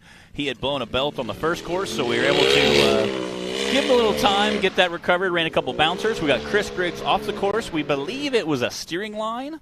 Again, it's unconfirmed yet. We believe a steering line. He came up, hit that ledge, blew a steering line off. The fluid sprayed on. Well, the cool thing was his fire suppression system put the fire out so quickly it wasn't even apparent what caused it to begin with. We believe it was a steering line. When he came up, hit that ledge, shot some hot fluid on the header, I'm sure. You know, obviously the fluid's already hot, and he hit a header that's glowing orange, you know. Doesn't take long for a flame to occur, but that is super neat that his fire suppression system. I've called that thing a fire-breathing dragon in the past. I didn't really know it was going to take that to heart. Yeah, again, super neat to see the fire suppression system kick in there. Cooper Bentley is out on the course right now, and he is getting to do his UTV Bounty run for Course 2. He was able to fix that ball joint. If you guys were watching earlier, his wheel just kind of gave up and was falling off on his, his attempt at the UTV Cup class. So he was able to get that fixed that very quickly. I'm impressed. Yes. And this is his UTV Bounty run. We're letting him finish that up before we continue with our bouncer class. Again, watching some of those guys come down, there's a couple at the top of that hill, that second hill they go up. There's a couple different options that are forming up there with the bouncers. You can see several different guys taking several different lines. As I was climbing to my buggy getting ready, you could see several different lines possible up there. And again, 8.3.173 for Cooper Bentley. And again, you can see several different lines up there forming. I have to note that Cooper just laid down the fastest time on Course 2 for the Bounty class. Wow. Yeah, 83 from Cooper Bentley. That pushed Nathan King with an 86 down to second on Course 2, and then DC Thompson with an 89 down to third on Course 2. Well done, Cooper. I'm glad they were able to get that thing back together so he could get that run under his belt after some tough luck yesterday and earlier this morning. And again, we have to give a huge shout-out. You guys can't see us in the booth right now. Wait, but Taylor, come to the booth real quick. Yes. Because today is our first ever Featured Driver Friday. Yes, and we're doing Reclaim Racing, which is super awesome. We have Dan Bowman sitting a lot, the leader of the Reclaim Racing team. Yes. We're super happy. Bree mentioned this a while back. We have so many driver shirts well, we should start doing. Not until Bikini Bottoms. I didn't have the idea soon enough in the season. So, but we do. We have so many wonderful drivers. They give us lots of great merch, and we want to awesome merch. Be able to shout out and recognize and have fun with that with our drivers and wear some driver merch on Fridays. So that is the new thing. Featured Driver Fridays. We're going to start doing that. Of course, you'll have to wait until next season for us to continue that now. But the Reclaim Racing team has Dan Bowman, Clayton Smith, and Wade Good. Wade Good. For the last couple he got races, adopted right now. Yeah. So super awesome to see. And it's not even just our bouncer drivers. Like we have Ramsey Trainer, who has a youth shirt, has his name, picture, logo on the back. Oh, yeah, we have him from all classes. He's holding his own trophy on the back of his shirt. I'm like, that's pretty awesome merch. I'm not going to lie. Taylor said no longer you can't be featured unless he gets one too. It has to be everybody in the trailer has to be representing apparently. I'm sure we can get you one. But we just wanted to let you guys in on that. We like to keep things fun here in the show, and obviously always want to recognize our awesome drivers too. So we'll continue that into next season and get to do more with that. The Bowmans obviously have done a great job this season. You know, the whole Reclaim Racing team came out, had some buggy issues earlier this season, getting everything lined out. I feel like they've gotten everything definitely lined out now. And obviously his whole goal is just to keep getting faster and faster and learning and getting more acclaim to the buggy and just, feeling better. Obviously, we saw Clayton last week was, his wild ride. Definitely channeling his inner Wade Good, So definitely awesome racing to see. Yeah, we can. It's been fun to watch these guys and see them, gaining that confidence and the I don't know, the comfortability yes. that comes with seat time and race seat time especially. So Reclaimed Racing Team, we've had a lot of fun having them join us this season. Hope to see them back out here next season as well. We've got Dan Bowman on the line and no Tyrant. And he is definitely going to try to be a tyrant today and upset that apple cart. I said, hey, we're wearing your shirts. I ran over and talked to him right during the commercial break, and I said, hey, we're getting ready to unveil your shirts, show them off. I said, definitely going to have to make no great pass. pressure. Oh, you should have waited until after his And run. he's like, I'm just going to try to keep the rubber side down. He is cruising. He said, I'm just trying to keep the rubber side down. So I said, all right. I said, well, do good. Listen, when you come out here and race an old TC buggy and TC is here. Yes, you got to make it look good for him.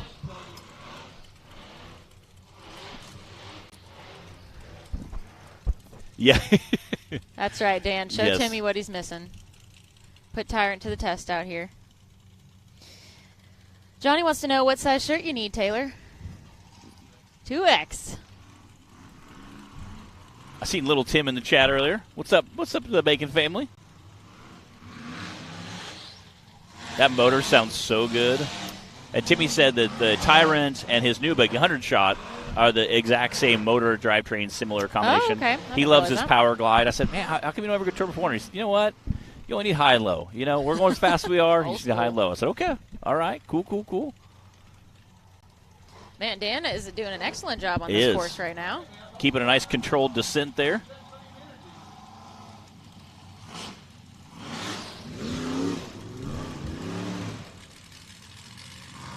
There we go.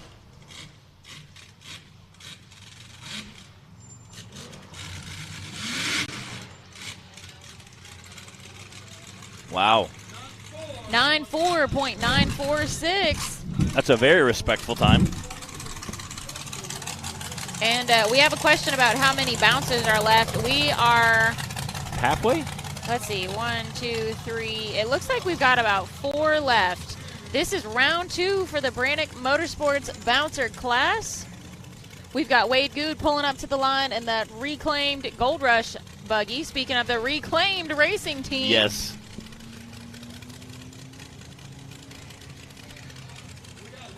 Keller, 7:22 a.m. in Oregon. We love all our different states tuning in.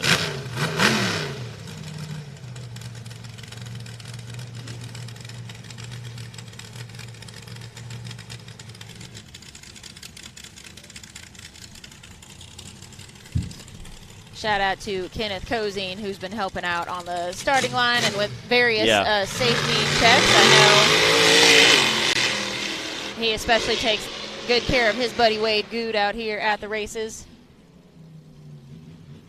Wade had a really quick time going yesterday on round 1 and then an unfortunate rollover right on the first hill. And he is hauling the mail right now. He is flying through there right now. Wow! So, sailing into that corner.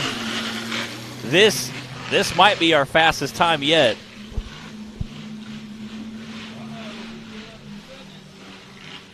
Man, he kind of looks like he's on pace with what Timmy was doing. It's hard to tell. I have a feeling when they're in the middle of it. I feel like he whipped that corner just a hair faster than Timmy. So overall time, we'll see how it shakes out. If he can maintain this, it's going to be a really good time either way. Timmy's was a 76.4. He's moving quick.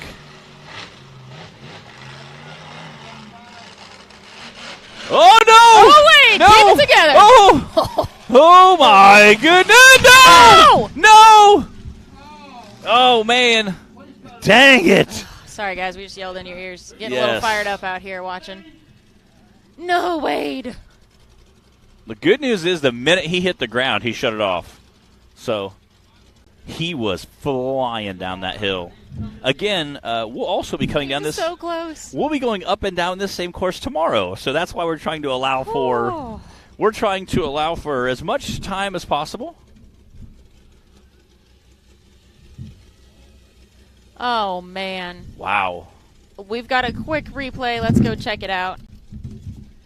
Man, I think he might have been on par to be right up there with Timmy's time. I think that might have been our new leader. He was literally just bouncing down there so fast. He just got that controlled chaos turned into just a little too much towards the chaos side of things.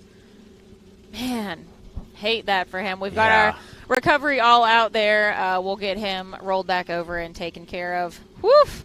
Billy says TC makes people push the limits of reckless. That's true. I mean, I think Timmy pushes the limits. I agree. Pushes his own limits every time. So definitely it brings that out in our other racers. Heck of a run from Wade. Man, I hate to see that for him. He definitely was on a mission. That means we've got, let's see, Justin Wills is on the line. And then we've got Cooper, and Richard Hodges is going to wrap things up for us.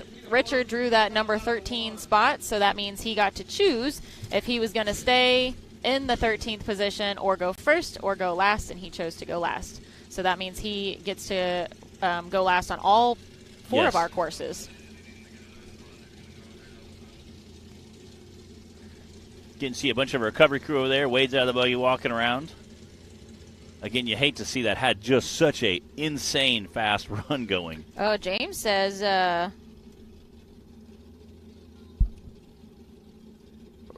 rear foreling broke at the top of the hill. Maybe. Do we have that replay again, Taylor? Yeah.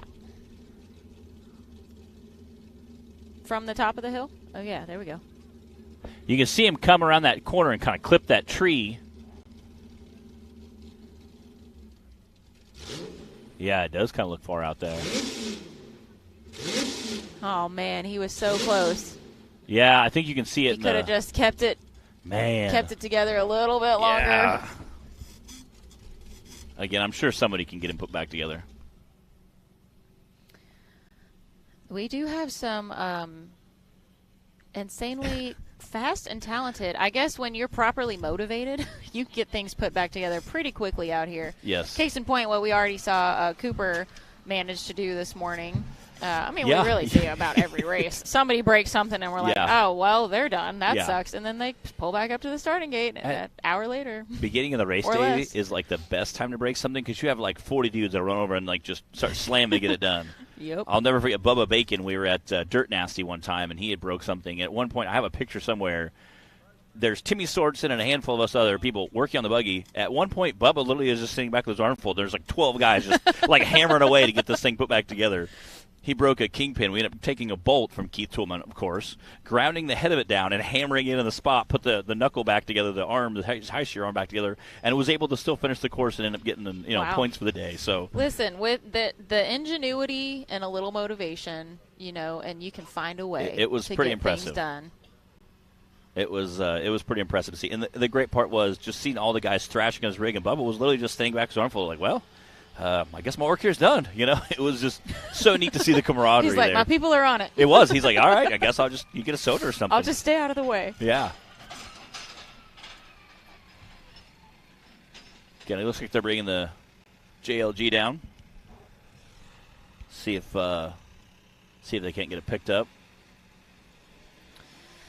Yeah, we've got Ronnie from Super Grip saying that's the great thing about our sport. It's one big family. We all help each other. Yep, you will hear us say that over and over because it's so true. The camaraderie and fellowship in the sport is the thing, in my opinion, that makes it what it is and keeps us all coming back and wanting to continue doing this together. Yeah, for real.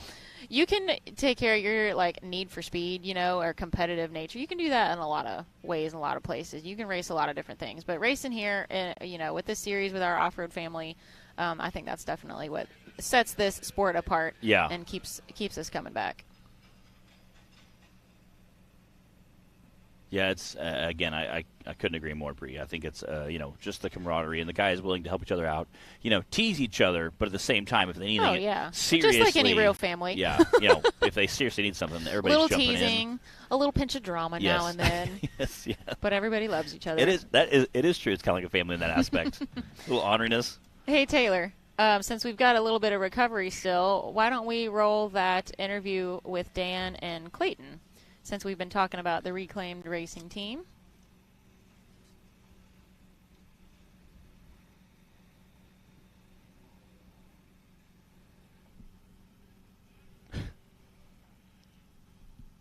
He's working on it. He's like, you guys can't hear him muttering into the headset. I click this button, and then I click this button.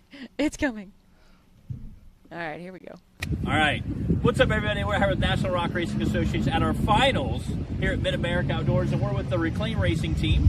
We got a few buggies going on. What's the plan for this weekend? So, we're just going to come out, try to finish the hills. I'm going to be running Tyrant. Clayton, he's pretty much settled in the Misfit, and then Wade's going to run Gold Rush again. And it's just, I don't know, I guess we're going to run that buggy, so he's the man to drive it. So. Yeah. He is. But, man, speaking of driving, Bikini Bottoms, was that 2 weekends ago? Clayton, man, you had a wild ride. What I asked him just a minute ago. We gotta ask him on camera now. What did that feel like when you were basically like this, almost going inverted? Did you know where you were when you landed? What was going through your head? I had no idea where I was at. I mean, I was just wanting to get to the ground. It felt like I was in the air for 10 minutes. It about looked like it too. That was. You guys have to go back and watch that on some reruns if you missed that at Bikini Bottoms. But just get it to the ground and get on the wheels. That's about all you can do sometimes. So, have you guys looked at the hills yet? Yeah, we're just now checking them out. Okay. And it's our first time. I was out here earlier in the year for Knockout. Okay. And I've never seen none of this. Yeah. We just come over to check them out. And my goal, just finish the hills. His is to drive like Wade. Yeah. I mean, he's showing that he can do that. Clearly. Got that green check mark for the last race. So I made this like scale we talked about on the show where you had your full sin, and then you have your moderate sin, and then you have your conservative sin. Yeah. So are you just going for full sin every time? Yes. Like, As long as we land it, there we're is good. no scale for Clayton. We've decided that he's going to hold it till he hits the limiter twice and then back it to about 17 degrees on the pedal and see where that lands, Yeah, So. I think that's fair. And if that don't work, just hold it. Yeah. Okay, well, my other question for you guys was obviously you've kind of like collected this fleet of rock bouncers. Where did this start for you? I mean, is this what you intended? That hey, this one's great. Let's add it to the collection. No, I didn't intend on having a whole fleet. So I bought Gold Rush to race it, and then I bought Outlaw for the boys to race to bring them with me. And the first race at Renrock, Gold Rush broke, and it's been down all year. So the Outlaw buggy just kept breaking, so we almost threw the towel.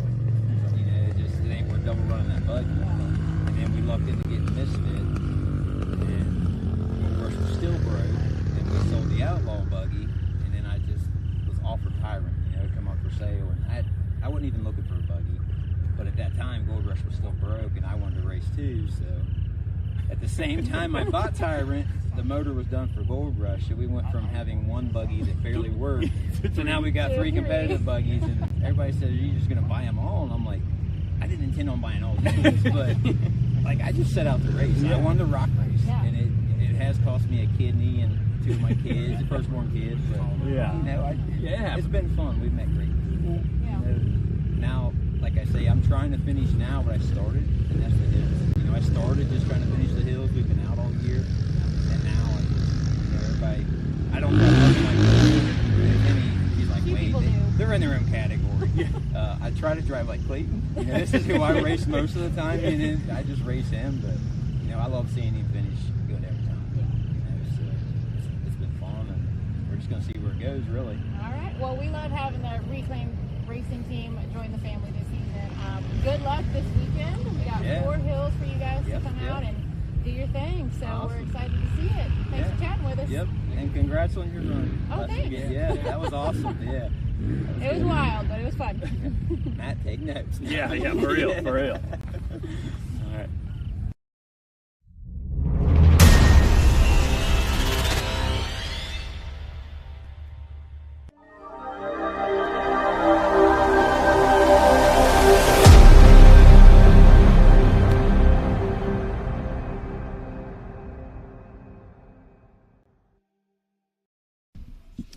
All right, I hope you guys enjoy those little interviews and getting to know some of our drivers even better. We've got a couple more that we'd like to share with you later on through the rest of the weekend. I guess it'll probably be tomorrow at this point. But, Matt, I sent you over to do some recon and figure out, look at Wade's buggy. So what'd you find out? Yeah, as soon as we went to commercial, I just ran over there. It was great. I love it. I love the mechanics of things. So when you see something break, luckily James Cantrell pointed out that he saw that link bar floating around, so I ran over there we just to have see. Some sharp-eyed viewers. You did. Very impressive. We kind of looking into a glare, so we couldn't quite see the TV, but it's very awesome to see mechanical people. He ripped the tabs off the axle, the upper link bar on the passenger side, the tabs that weld onto the axle. He ripped off. Colton was saying he might have tore some shocks up too when he rolled, so I'm not exactly sure what other stuff. So the tabs coming off is what probably put him out of balance and dragged him, tipped him over coming down the hill. Well, I think he probably broke him when he hit that tree, because that back corner, you can see that back corner hit, the one at the top of the hill before he made the turn. Kind of slapped that tree a little bit, and I'm sure it broke there. which then threw him off. Right. And, Wade's obviously a great driver, does a great job handling, an awesome wheelman. So to see him roll over at the bottom of the hill was kind of shocking. But if the buggy's doing things it shouldn't, you can't really overcorrect. So it's like if you have a backpack on your back and you trip and fall on your knees, and the backpack goes over your head and pulls you forward. It's exactly like that. I've So, had that yeah. That's what I'm picturing right now for Bree's like, that's how I crashed a pit bike once. Wade rolling down the hill. Yes. He had a backpack on and he tripped and fell. Yes, it's exactly Got him like off that. balance. You get that momentum shift in a different direction you're not used to. You're not exactly planning on that. Got Justin Willis kicking off the line. Justin Willis? Wills. Who'd that be?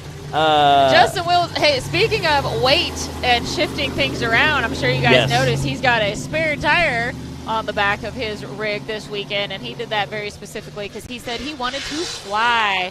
And he's doing a great job. These tabletops. Man, that buggy is screaming. Again, those of you who've seen the 911 car, the 911 car of the Ultra 4 crew, that .1 racing team, they have a spare tire mounted about the same spot. Kind of helps counterbalance, and it looked he was flying pretty smooth about like they do. So he said they wanted to fly, and definitely has done a nice smooth job. Again, that front end likes to drop a lot, so he definitely has kind of planed out a little bit. Taking his time, being smooth.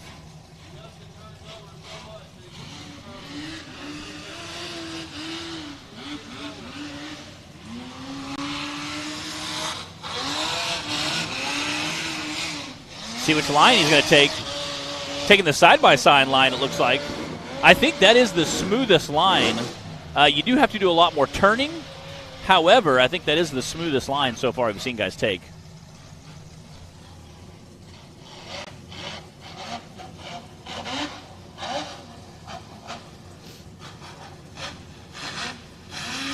Again, Justin Wills there. Nice smooth run.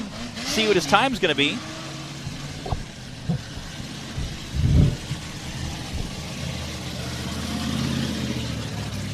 .190 for Justin Wills.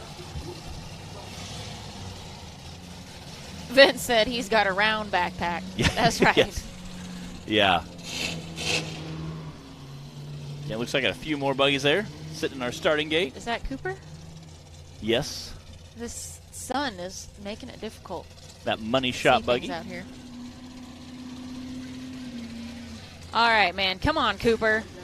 He is third in points in the bouncer class coming into this weekend. He's had some real rough luck, and almost all of his runs, actually like 3 out of 4 so far. But that's not going to happen this time. Yes. He's going to lay it down in the bouncer class. Just going to speak that out there for him.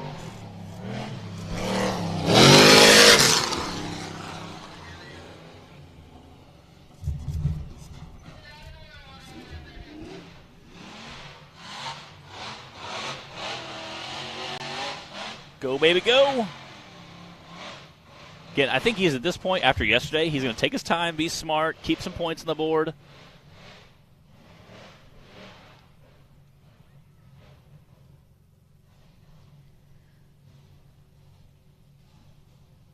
Our first place position in points is Brandon with a 755, and then Daniel behind him with 704, although Daniel did not finish course 2 for the bouncers because of his rollover. And then Cooper coming in with 595, so there's a pretty healthy gap there. But now after Daniel's rollover, if Cooper can get a couple good runs under his belt, I don't know if he can close that gap or not.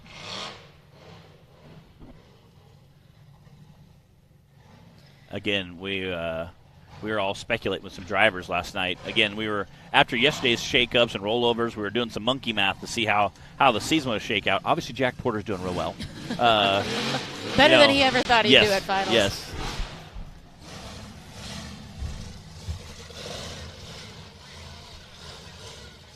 .102.377 for Mr. Cooper Bentley.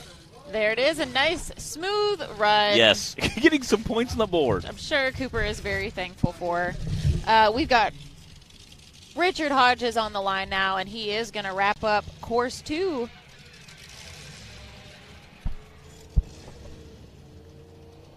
Who's he talking about? Hey, lost steering? Okay. Hey, lost steering, they said, but he's using his rear steer to get the buggy out of the way. What a great guy, you know? Lost steering. Oh, yeah, you can see the belt dragging the ground underneath the buggy. Oh, man. But he had a rear steer. All the belts jumping shit this weekend. You know, at least he's got rear steer, so got the buggy out of the way. He got something. All right, Richard Hodges is going to wrap up course 2 for the bouncer class. This buggy used to be known as Dorothy, but it is Wild Card now. Richard said that he named it that because he is known in his family as a little bit of a wild card as well, so it seemed appropriate.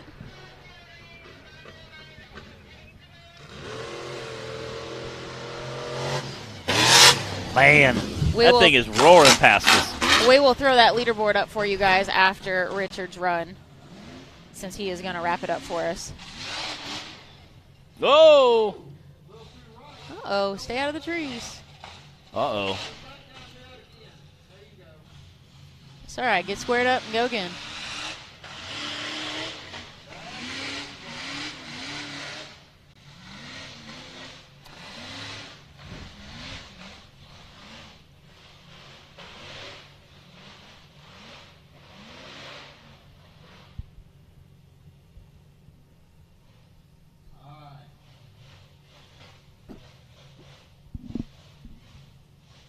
Prudence Cooper had a 102.377.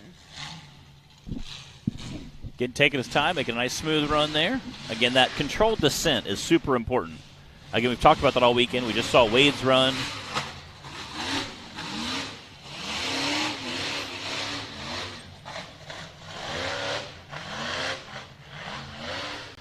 What point in the season did Richard come in racing rules? About halfway, 3/4 the way. I was thinking it wasn't the full season. No. Again, right there, Wade kind of clipped that tree, which I think that's when he broke that link bar. Looking good for Richard Hodges, though. There we go. Through the finish line. Man, great run. 118.332. That is our last bouncer. That completes course 2 for the Brannick Motorsports bouncer class. There's your leaderboard. Surprise, surprise. Jack Porter up on the top spot there. That. Who would have thought? Tim Cameron laying it down with that top 76. spot. Again, he's literally 14 seconds faster than second place, coming out and absolutely just lighting it on fire. Nick Wright coming in second. Nick had a heck of a run, too, though, with that second place, did. 87 right there. Again, with that forward play. And what's crazy is 87.5. Brandon Davis, 87.6 right behind him for that third place. Justin Wills coming in fourth at 92. Daniel Bowman, 94. Clayton Smith at 96. Colby Reich, 98, 96. Is that 98? 98. Again, it's crazy how tight those times really are in that top 3, top 5, top 10. Cooper Bentley at 102, Jay Storch 114, Richard Hodgins 118. I think that wraps up all of our drivers who completed the course. All right. Tiffany Porter online. You can screenshot. Tiffany, take you a screenshot of that right now. I'm sure Jack's on here too. Probably. Taylor arranged things for Jack's probably got this TV propped up in the shop watching it. There you go. You'll have this for posterity. Putting a lift kit on a Jeep or a truck while watching the live feed, I'm sure.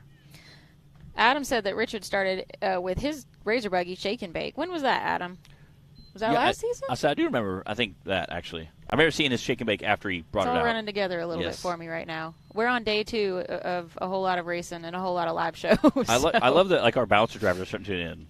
We got Wade on here, Christy's on here. They're all getting up and at them. Yeah, it's funny to see all of our bouncer drivers and their wives who are down here are now tuning live feeds because they know we recap our times at the end, so they want to see where they fell out at. So, and some of them do a great job at keeping track of times, keeping us honest, as I like to say. Oh, man, the spreadsheets and everything out here, it's impressive. They definitely stay on top of things. We will be right back after a quick commercial break.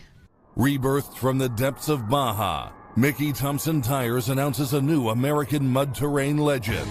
The new Baja Legend MTZ. Silica reinforced T4 tread compound. Power ply 3-ply construction. improved 4-pitch side biters, proven MTZ tread styling for undisputed traction. 35 different sizes, and one is just waiting for your rig. The Baja Legend MTZ.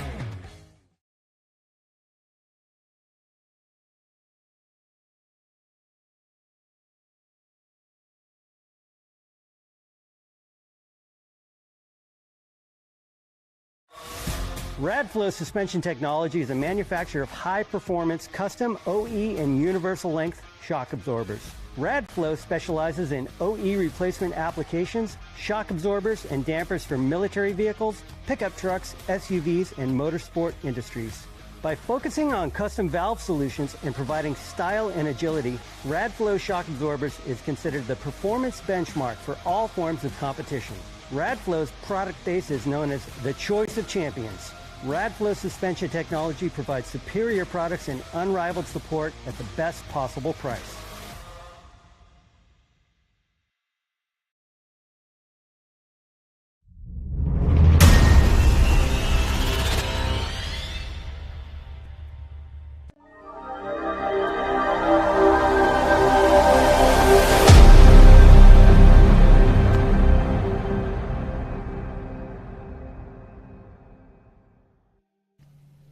And we're back. Again, that's a great overall shot there. Again, you can see that giant tabletop of the short course section.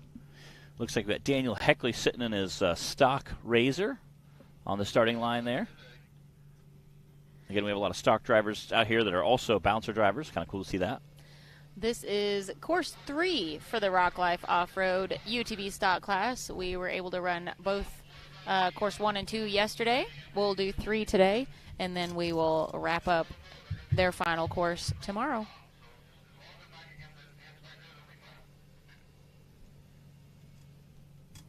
It looks like we've got about 6, 8, 10 of our stock class guys. They bring in course 1 and course 2.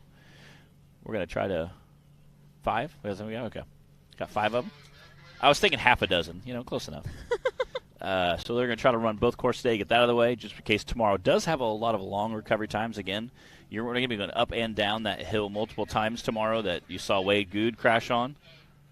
I'm sure they're back there thrashing to get stuff welded back together as well.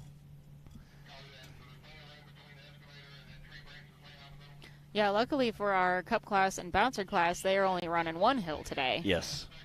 So they are done for the day, and they have plenty of time to do some work and get ready for tomorrow. And it's actually only 9:49. It's not bad. Wow. This is what happens when you start in the dark of the morning. 0 dark 30. It was. There was a... Yeah. I was pulling my Bouncer down, and I saw a truck and the Jeep, and they were like lowering the trailer door, and I was like, man, it's too early for this. Yeah, so we'll be done wrapping up here, hopefully fairly quickly.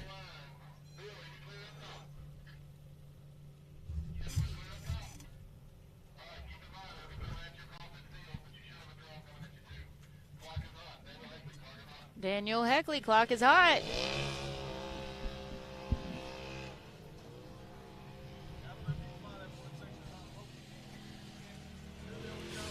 After what I'm sure was a frustrating first run of the day for him in the bouncer class with a rollover. I don't even know what's probably going through Daniel's head right now, but he is third in points in the stock class for the season. So I'm sure he is determined to make some count in one of these classes this weekend.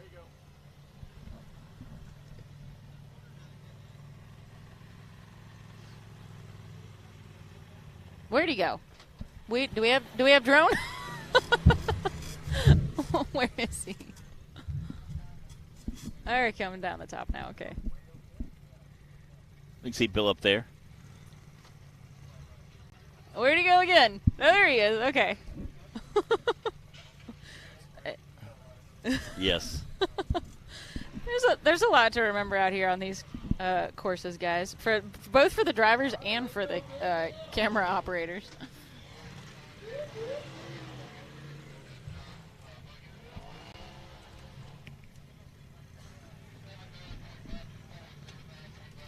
79.524 for Daniel Heckley. This is the UTV stock class.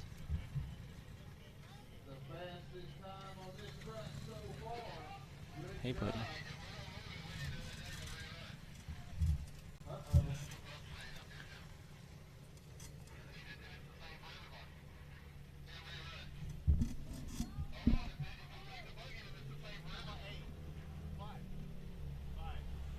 Got Dan Bowman down here, part of that Reclaim Racing team.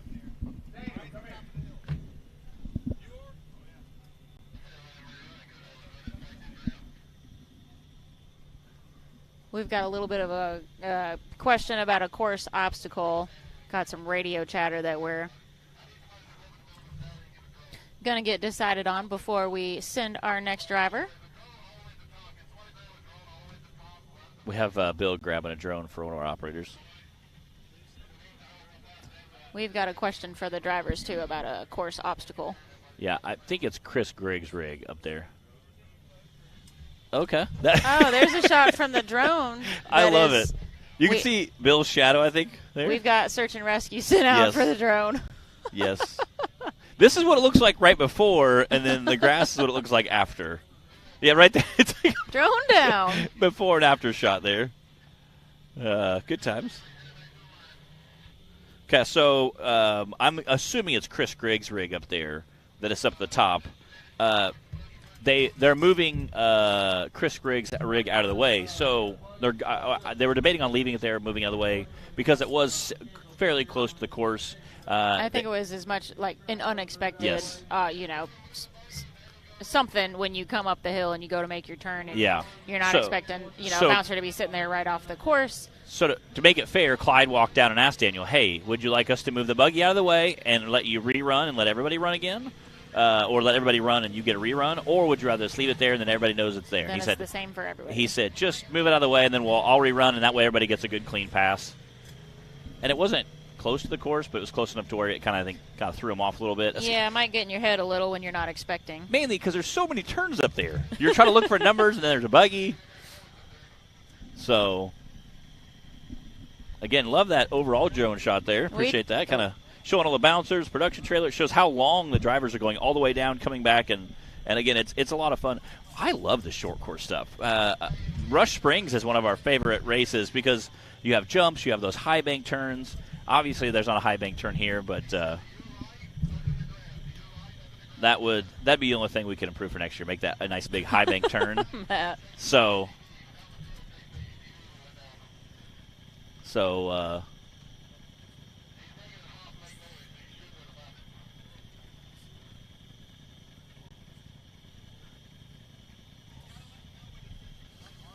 you could blame it on Leo.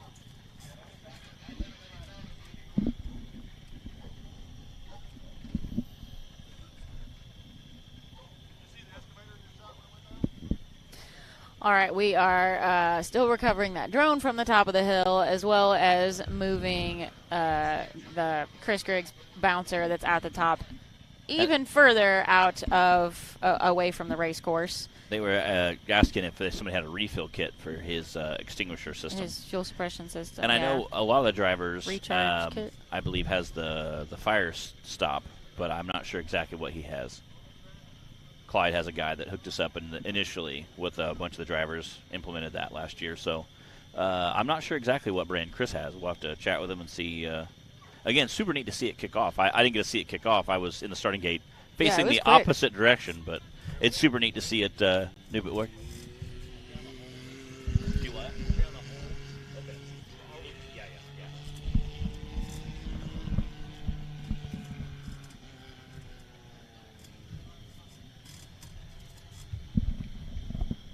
Other than that, we've had actually a really smooth day. Again, it's only 9:56. We sure have. And we've had a ton of racing done before 10 a.m. We have already completed, let's see, round 2 of our UTV Cup class and our bouncer class and our bounty class. Now we are on our stock class. This is going to be round 3 for these guys, and then we're going to do our VIN class round 3, and then we've got our youth class. And I think, as long as we have the time for it, we're going to go ahead and run rounds 3 and 4 and finish out the youth class for the weekend. Try to get them cranked through, and that way we can, again, especially for the youth class, it's very nice for them to get to run 2 courses in a row, and usually they're a little more confident in the second one, which gives them a lot more, they pick up some speed as well. I think yesterday all of our times were faster on the second run, and we had some pretty quick times. They were definitely going. Yeah. Again, I think we also need next year, at least, add nothing else at finals, get a land rush start for a lot of our bounce drivers. And I think we should have to have a passenger, get 2 guys in there. Some of our huskier drivers, I think, would be the equivalent of the actual car, so I think that would be a lot of fun. If we had some adults driving the youth class 200s. Go down, turn around, switch drivers, come back. Oh, goodness. I just think that would be so much fun. It would be very entertaining for sure. Yeah, I think it would. I don't know if we're going to get the kids to let us drive their buggies, though. Yeah. A few of them, maybe. Probably be like, heck no. Yeah, a few of them I think would be all about that. Some of them not so much. Yeah, I could hear them, talking some trash, I'm sure. What's up, Chad? Chad is in the house. What's we up, got Chad Molitor watching. What's up, Pops? Mr. Chad, what's up? Hello, Mr. Chad. It's good times. Again, he's also a rock bouncer racer. Hasn't done too much lately. Again, Bree sent it a few weeks ago, last weekend. Did a really good job. One of only 4 drivers to complete the course, and it looked like a gnarly course. Boy, I don't want to do that again. You could see Clint Garrison was out there racing, and his rig was just getting thrashed. Oh, man, I cannot believe he didn't make it. He was like right at the top and just giving her heck up that hill, letting it eat, and I couldn't believe he was just not getting any traction up there. And again, when you see that buggy, knowing how capable that buggy is, seeing it thrashing that hard tells you how incredibly hard that course was. Oh, yeah. Again, lots of big rocks, definitely. Yeah, AOP's pictures and definitely video never do anything justice. You go back and watch it, and you're like, all right, those rocks were twice that big, at least. Yeah, I heard Zach, because I was getting the starting line, I heard him be like, this is basically like a double highway up here, That's what it looks like on camera. It does. And then you get here, and you're like, that's way steeper than it looks. And I was telling this to several racers. Nick Reich was one of them. We were kind of chatting at Dyersburg, and he said, I was kind of talking. He's like, man, these hills are pretty hard. I said, it's funny that when we start racing in the sport, you're like, man, these hills are hard. And then by the time you get done or a few years in, you're like, I go home and look at stuff that used to be really hard, and I'm like, this is the return course. Right. This is what brings you back to the starting gate. So I think we're getting the course clear. The courses have to progress as the buggies do, and the all right extremeness of the sport itself. All right. Daniel Heckley, no, it's not deja vu. He is just getting to run again. If you missed it, there was a little bit of a course off obstacle, or at least there was a bouncer parked off the course at the top, but kind of threw him off a little bit, not knowing it was going to be right up there when he came up to make that turn. So we got that bouncer backed off even further away off the course, and we're letting Daniel go again.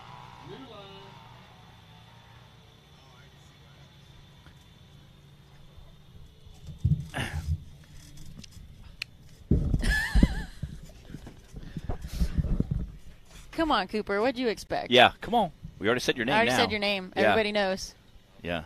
Cooper Bentley coming up to the booth with us. Let's watch this run from Daniel, and then we want to hear about your day so far. Here's how about your weekend's going. Oh, gosh. Is Daniel going to be the first time that he laid down? Making his way through the foothills and the finish line.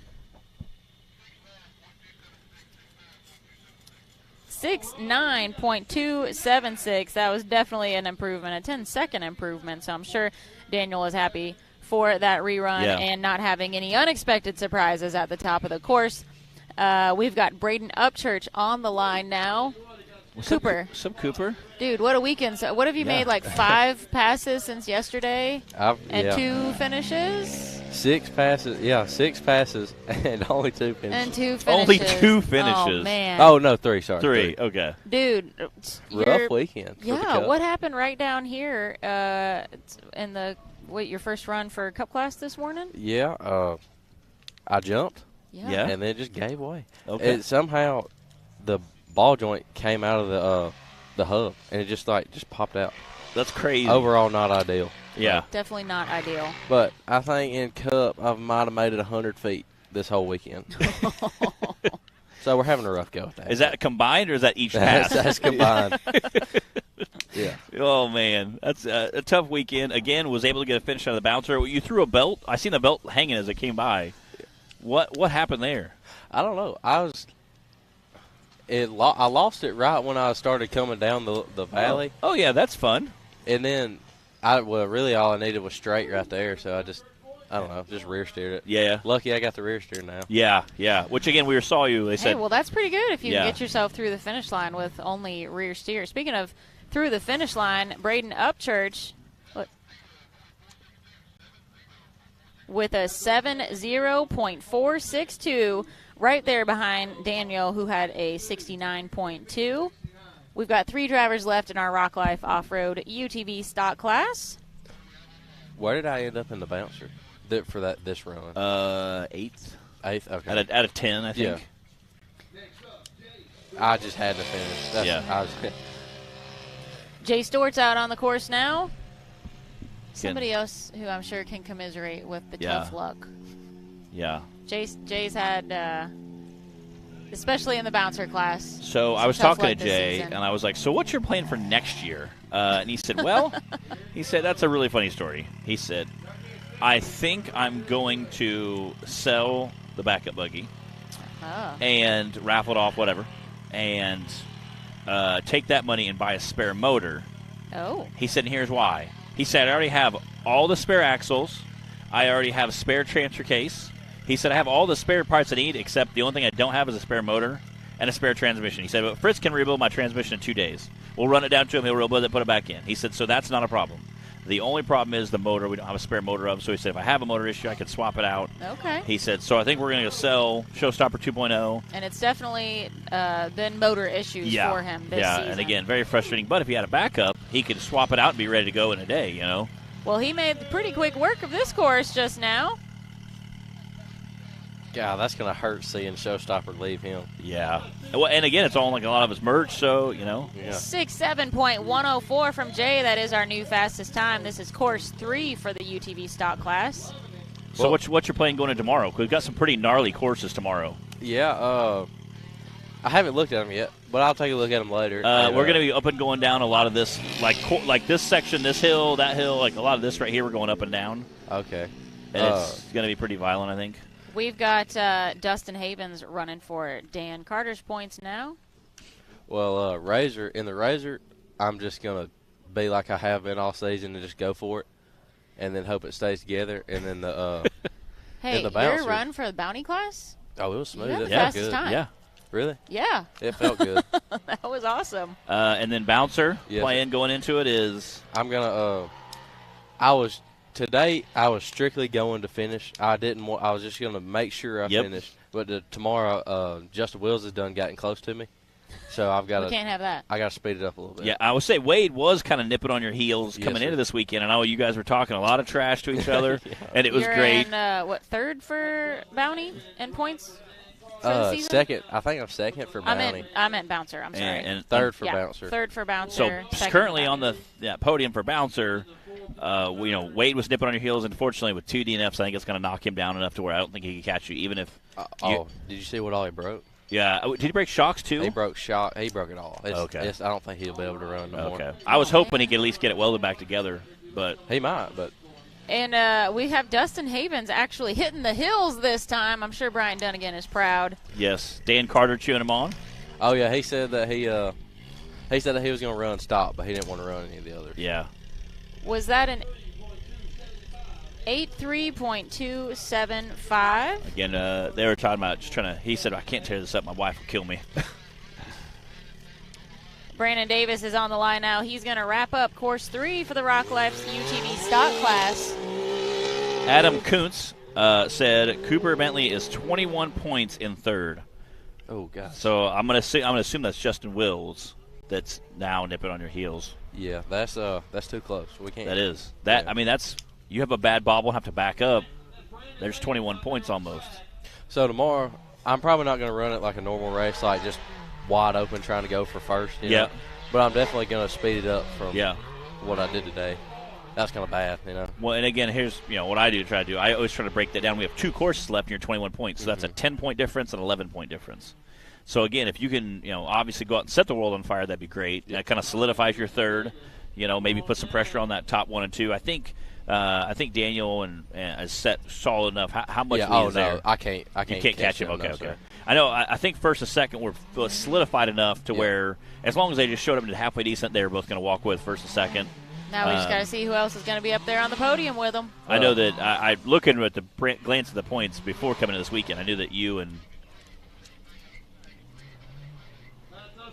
6'3.838. Brandon Davis in the little Can-Am that could just laid down the fastest time for round 3 here in the Rock Life Off-Road UTV stock class. That means Brandon in the lead with a 63, followed by Jay Stortz with a 67, Daniel Heckley with a 69, Braden Upchurch with a 70, and Dustin Havens for Dan Carter with an 83. Oh, Braden. Did you see those times? Braden and Brandon are tight, too. Yeah. They are. Brandon is first in points coming into the weekend with 776, but Braden was right behind him with that 768.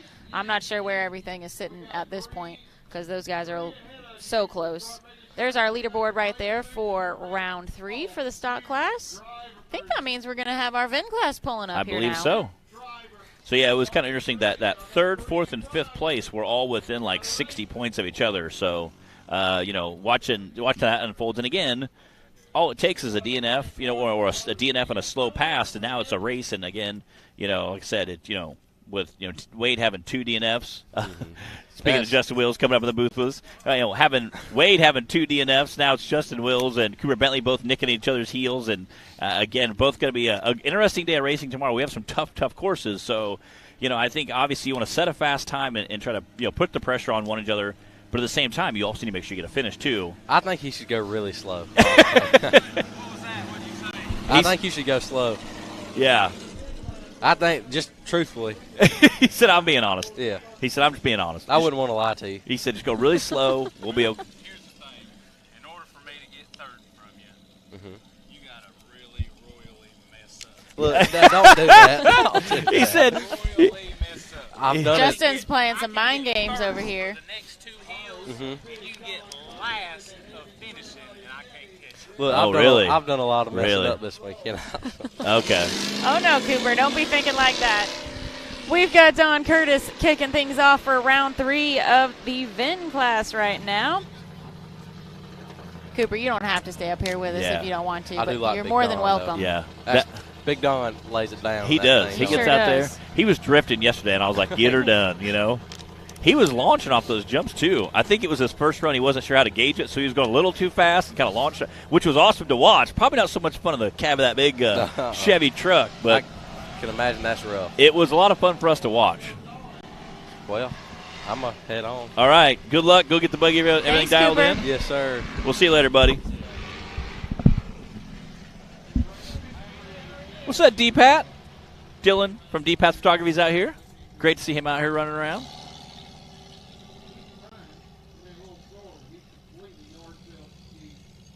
Again, we got Don Curtis out there in that big block Chevy. I'm sure if my Bacons are watching, they appreciate that big block Chevy out there.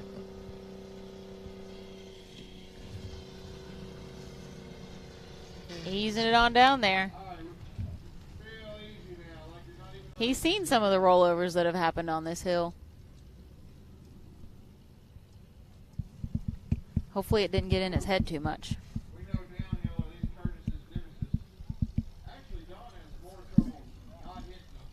That's a big truck coming down that hill. Again, taking his time, being smooth.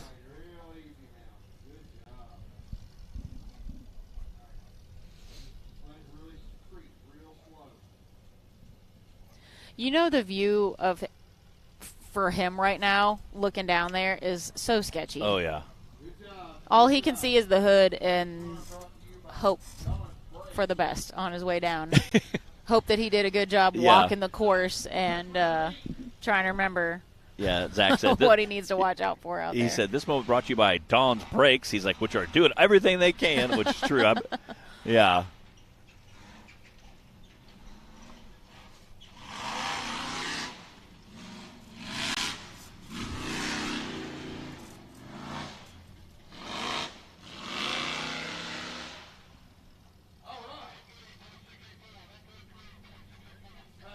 143.684. Mr. Don Curtis in that big block Chevy truck.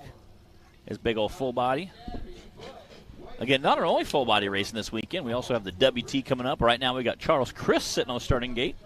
Mr. High Octane Films himself.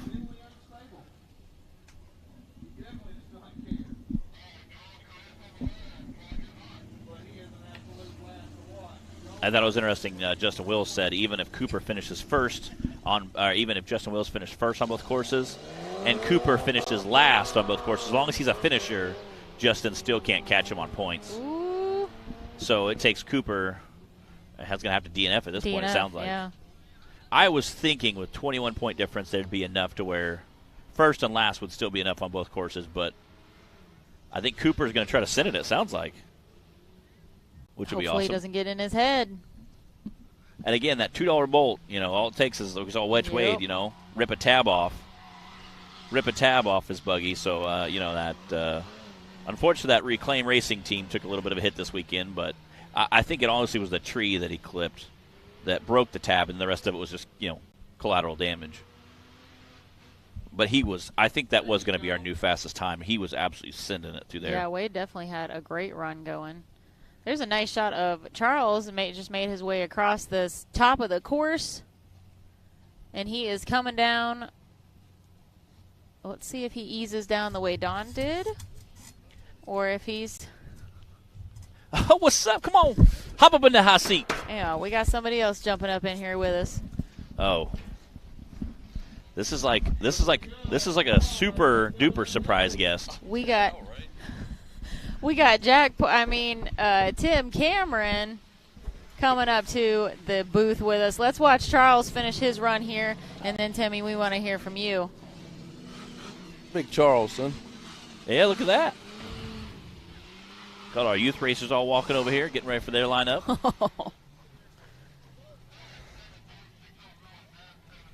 97.601 for Charles Chris in that High Octane Films Cherokee.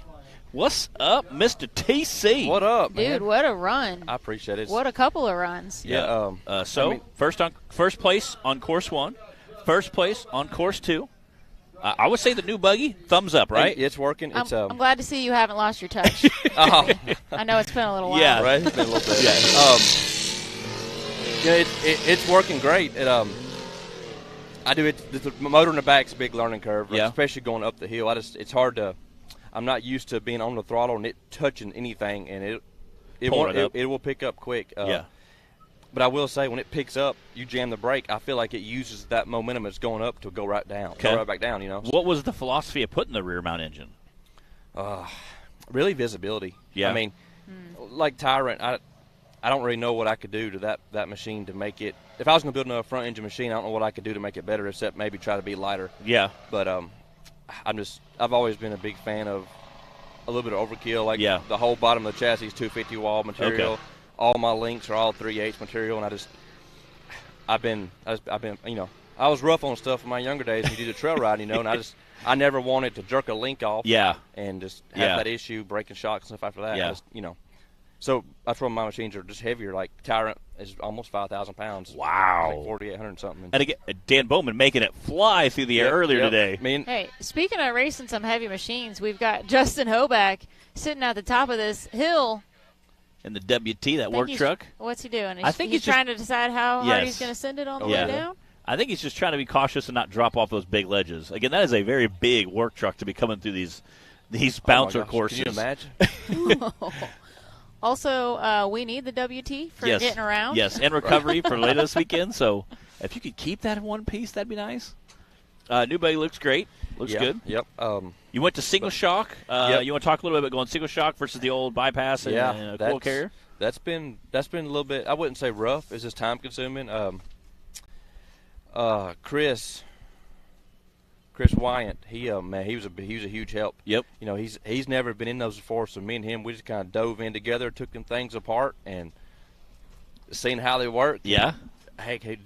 We just me and him both kind of took an educated guess on what we thought would be a good baseline. We went with that, and we went back and kind of took his expertise of watching it and thinking this and that, and I did what he wanted to do, and I can't complain one bit. Obviously, it looks smooth on the long course. Obviously, it looks smooth on the rough section. So this first jump off, of course, you know how camera don't do justice to me. It's 12. If you wanted to jump off, it'd be 12-foot free fall. Yeah. It's borderline for that. Like it would jump off there, but it would probably gonna bottom out pretty good. Yeah. So I'd rather just roll that. Yeah. And just be smart. You don't even bend in the chassis. You still send it off there pretty good.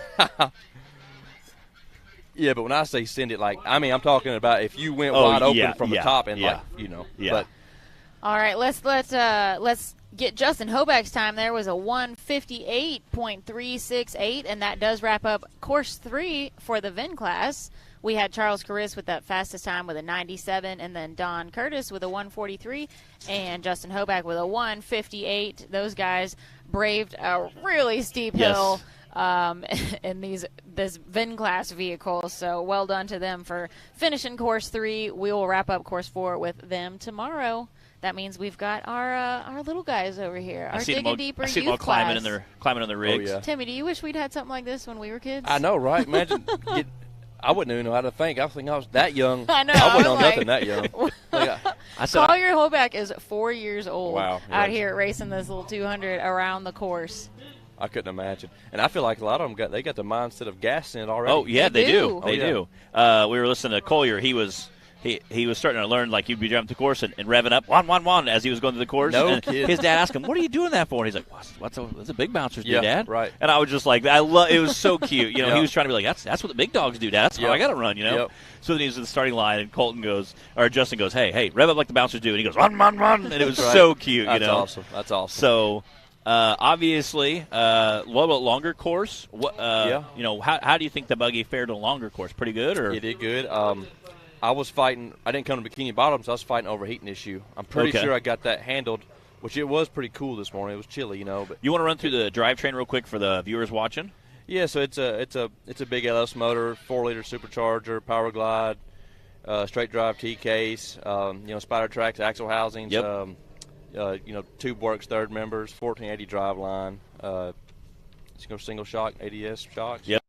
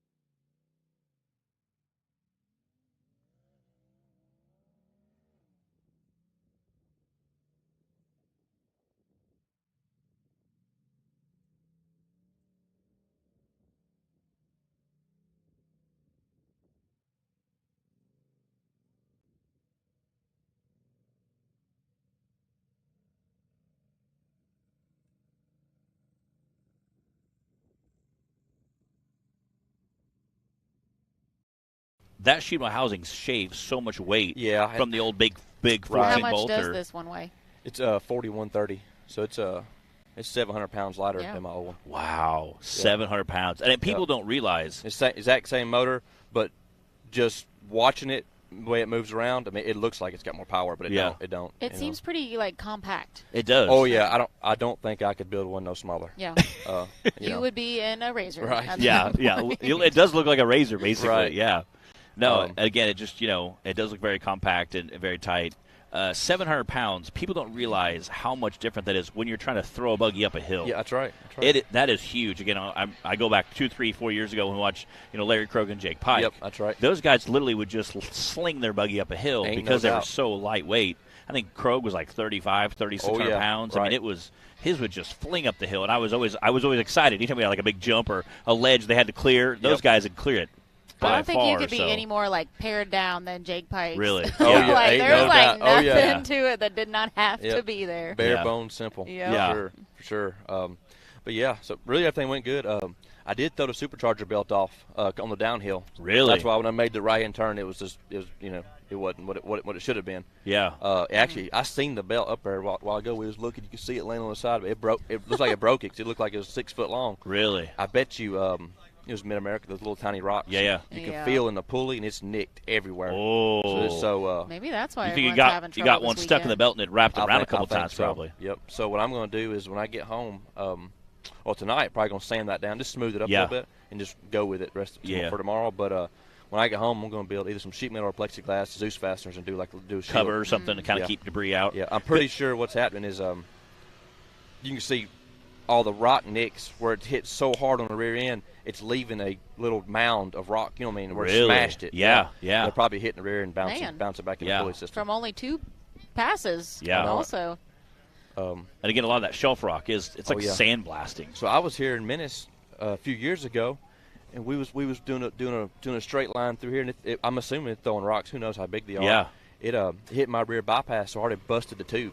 Like it deleted the tube off the side of the bypass. Wow. So I can't imagine what it's throwing. Yeah, I mean, again, and some of these rocks are very, very tiny. Oh, yeah. I mean, the size of a pencil eraser. It's pea gravel yeah. out here. So when you're showing something like that that's really jagged, who knows what else? Like I said, building a little plexiglass or something, a little aluminum.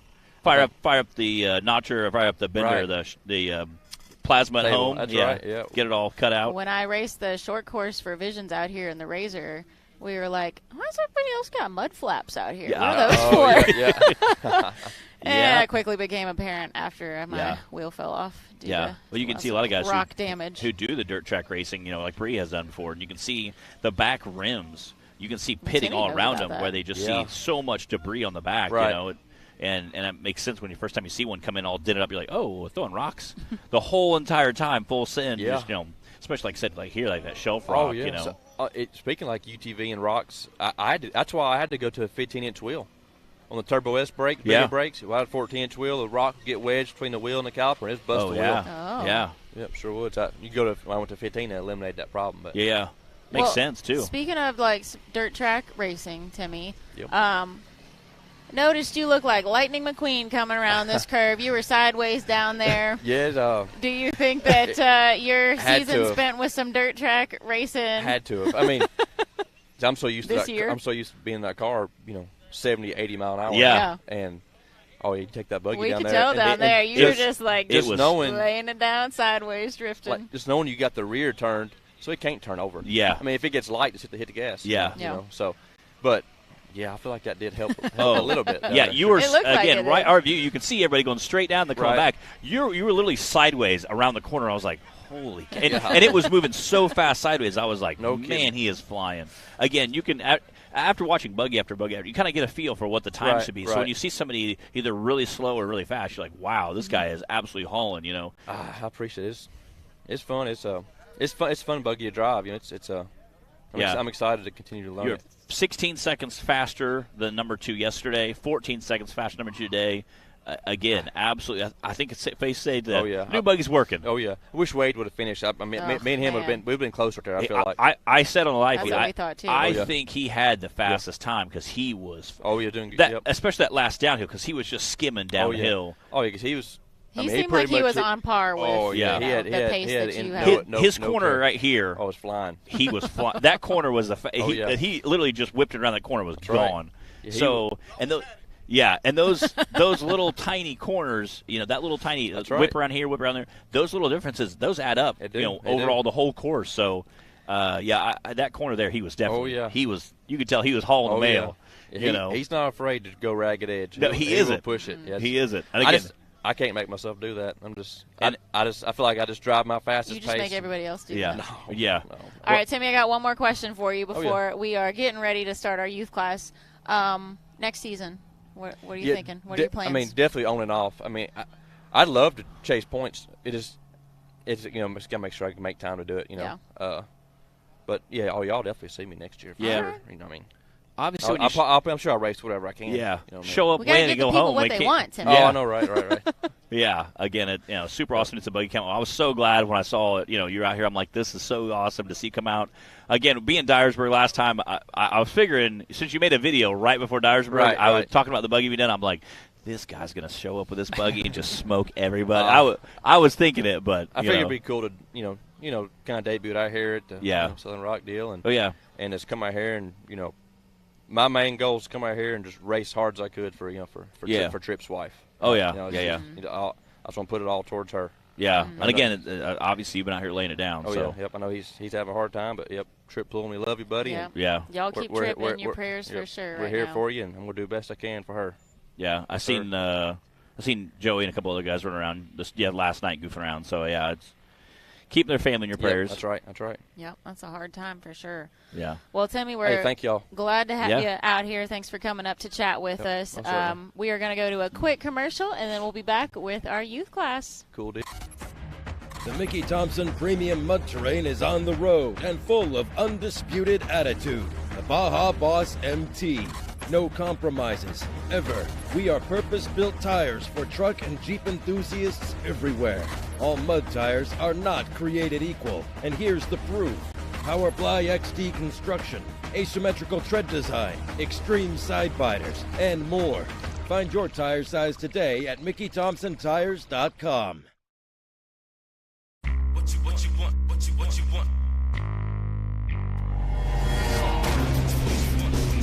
No matter where your ride takes you.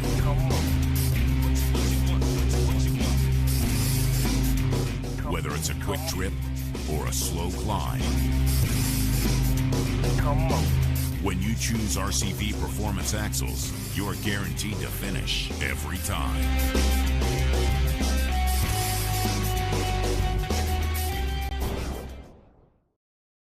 Rebirthed from the depths of Baja, Mickey Thompson Tires announces a new American mud terrain legend. The new Baja Legend MTZ. Silica-reinforced T4 tread compound. Powerply 3-ply construction. Improved 4-pitch side biters. Proven MTZ tread styling for undisputed traction. 35 different sizes, and one is just waiting for your rig. The Baja Legend MTZ.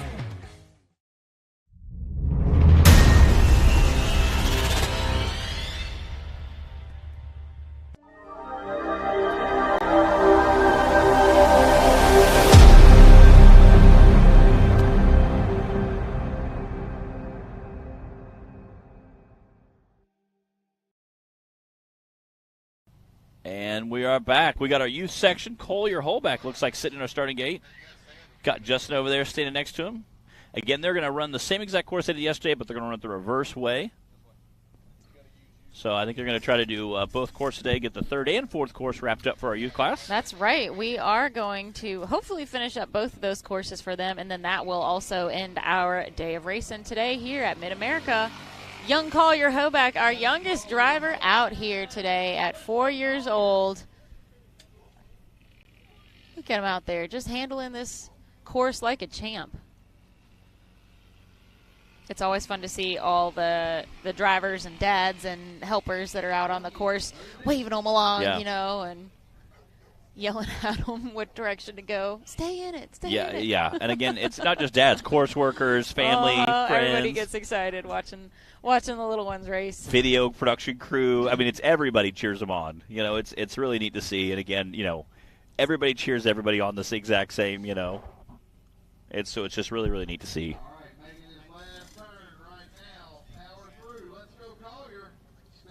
Again, Collier's 4 years old. Started racing earlier this year when he was 3 years old. And I feel like he's already, getting the hang of this pretty quick. Come on, Collier. Nice. He stayed in it all the way through the finish line. 62.948 for Collier.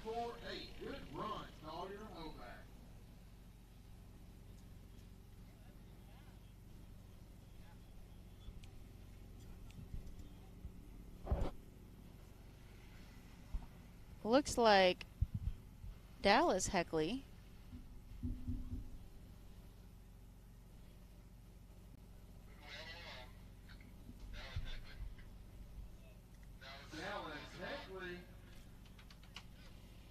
Here we go.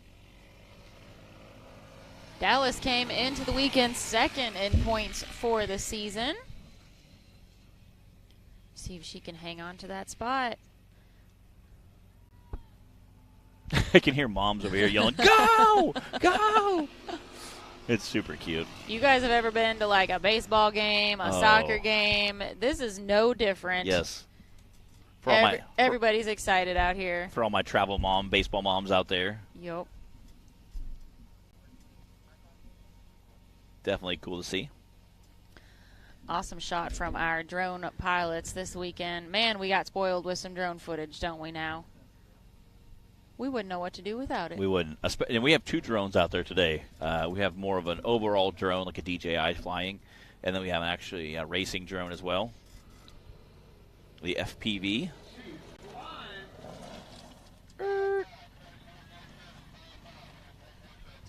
55.447. Wow, from Dallas Heckley. Again, shout out to MidAmerica for providing the drone coverage this weekend. They, like I said, have a couple different styles of drones. Some are a little more fast and nimble. Some are more of an overall shot, and we love seeing both. Again, those overall drone shots are super nice. And again, they do provide such a great angle. I don't know if we would feel as spoiled if we didn't have them. Oh yeah, I mean so used to being able to see all the action all the time. We get whiny when we can't see it from the booth even. Where now. are they? Yeah. Ava Garner on the course now. We had a question about, is there an age limit for this class? Otherwise, Zach Garner might fit in. Yes. Yes, there is the age limit is 12 years old, but I do believe that mentally Zach would easily fit in with this class of drivers. Yeah. Yeah, we have once they hit the teenage years, they kind of move to a stock class. But again, I know we have several of our younger drivers that are already driving stock side-by-sides in their free time. So in like the 800, 900, 1,000 range. There you go. Come on. Yeah. Taylor said Zach doesn't want Ava to beat him. I agree. She is flying. Ava's very quick. She was 4th in points coming into the weekend. 5.063 from Miss Ava Garner. She just laid down our current fastest time. 55.0. Dallas then with a 55.4 and Collier with a 62. She was one of our first UTV drivers down this morning. Oh, she was ready. She was down here. I think she was the first driver down here. No. Well, except for you, Matt. Yeah, first youth driver. Yeah. She was sitting down here in the dark, ready to go. She was. I asked her, I said, where's the other driver? She goes, I don't know if they're all up yet. She's like, I don't know, but I'm not playing around. Yeah. Brantley Havens, speaking of not playing around, he is sitting first in points for the season. This is his last season with us, as he is 12 or will be 12 by next season. Yeah, I've heard he's going to upgrade to a stock, one of our stock racers. I'm not sure what their plans are. We have a couple rigs out there that'll be for sale as soon as finals are over. So we'll make sure you check that Rock Racing page, that Bouncer Life Facebook group. I'm sure you'll see some stuff in the market. Yeah, you'll see stuff pop up all the time. There's a couple I'm like, man, I could use a backup bouncer. That's pretty cheap. I mean, if you can pick up a backup bouncer for like 20 G's, I'm like, you can't really beat it, you know? I mean, Jay, it's worked out well for Jay so far this season. I'll say Brandon used to have a backup bouncer. Brantley is floating through that finish line.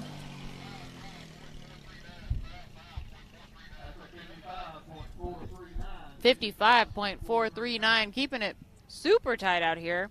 That's our 3rd time in the 55s, but wow. Ava Garner still in the lead with a 55.0.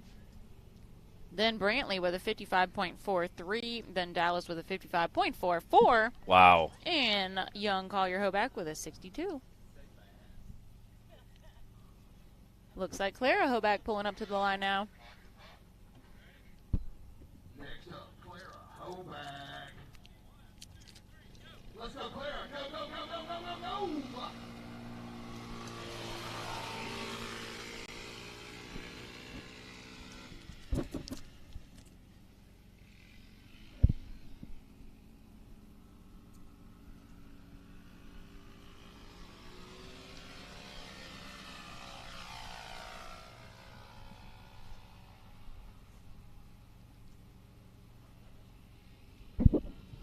Clara was third in points coming into this weekend for the season overall. Not sure where things might have gotten shook up from yesterday. We had some fierce competition, and we did run 2 courses for the youth class yesterday.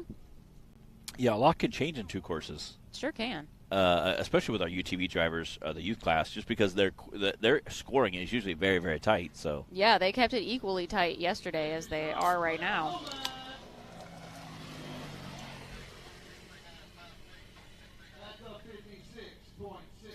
.639 for Clara Hoback.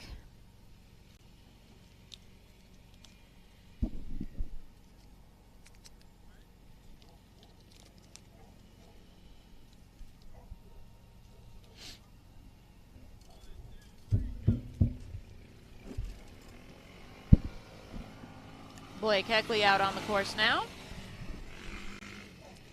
Again, Blake is one of our drivers who sees through the steering wheel. Yeah, you can hear a handful of dads down there sitting in front of their bouncers yelling, "Go, go, floor it!"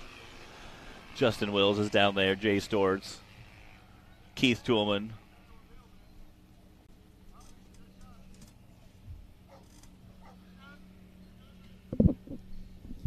Blake is a born performer, whether she is out on the race course doing her thing or she's got the karaoke mic in her hand. I asked her what she wanted to be when she grew up, and she just said, dance, dance, dance. She is a little cutie and a little handful. She puts that sass to good use when she gets her competitive mind out here, though. Yes.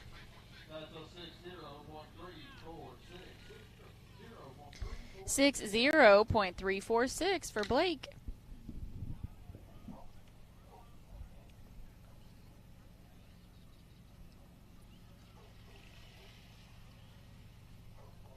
That means we should just have one driver left for round 3 in the youth class, Gatlin Wheels. She's doing double duty in Brantley Havens buggy this weekend. I was trying to read some of the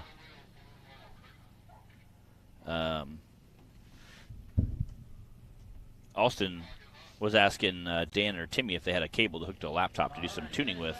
So I'm not sure if there's a tuning issue on his fuel system or what the deal was. He was in the driver group.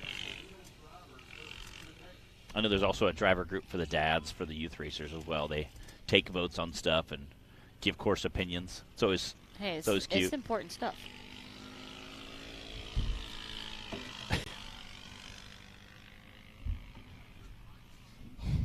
Get a little tan over there? What's going on? Oh, man. My right side is getting roasted today. We'll have to have Clyde move the trailer so you can even it out for lunchtime. Yeah, can we swing the trailer around for tomorrow? I'm sure it wouldn't be that much work, Taylor.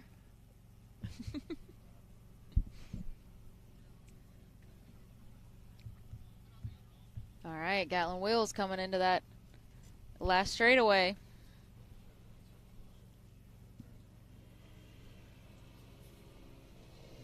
She's flying.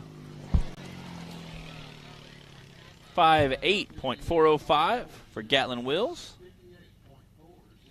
Again, we got a lot in the 50s. Wow. Do we have a leaderboard, Taylor, to throw up for round 3 for the Diggin' Deeper UTV youth class? Ava Garner took that win for round 3 with a 55.0. Then Brantley Havens with a 55.43. Dallas Heckley with a 55.44. Clara Hoback 56, Gatlin Wheels 58, Blake Heckley 60, and Collier Hoback 62. Well done to our youth class, and we are going to let them go ahead and run round 4. This will complete their whole season of racing. This is their last round total, so let's see how they can do. We should have got some confetti cannons and popped them off as they drove through.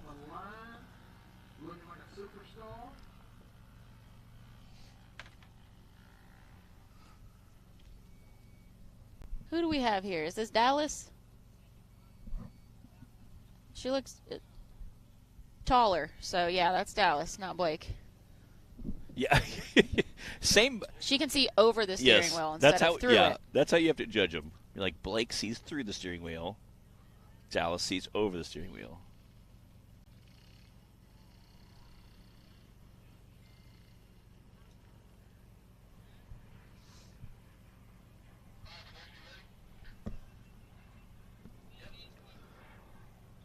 Send them.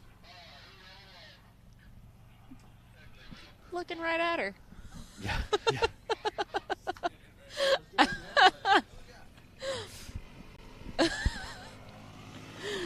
Dallas Heckley out on the course. This is her last run ever for the 2023 race season.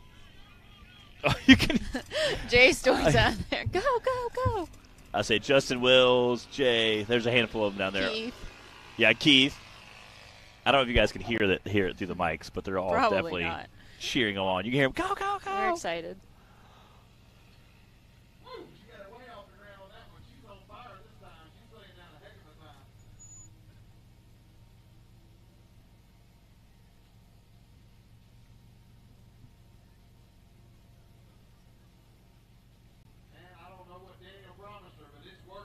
Come on, Dallas. Do you think that there is some kind of, I don't know, barter or deal on the line, as I know the Heckleys love to do? Yeah.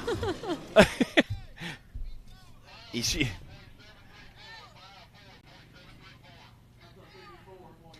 .734.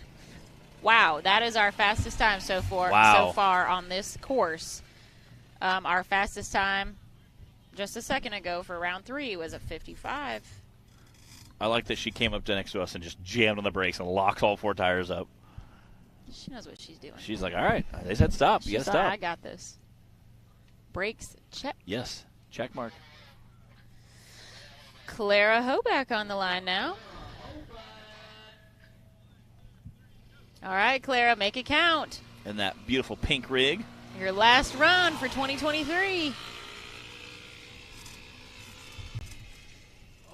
We should go like the blue and pink confetti cannons, and as the girls come through, the boys come through. Like, you did it! You did it! Yes, because we still differentiate between boys and girls here. Yes. In the National Rock Racing Association. And those are the only 2 yes. options out. Boys and girls. Taylor. Other than that, you're just confused.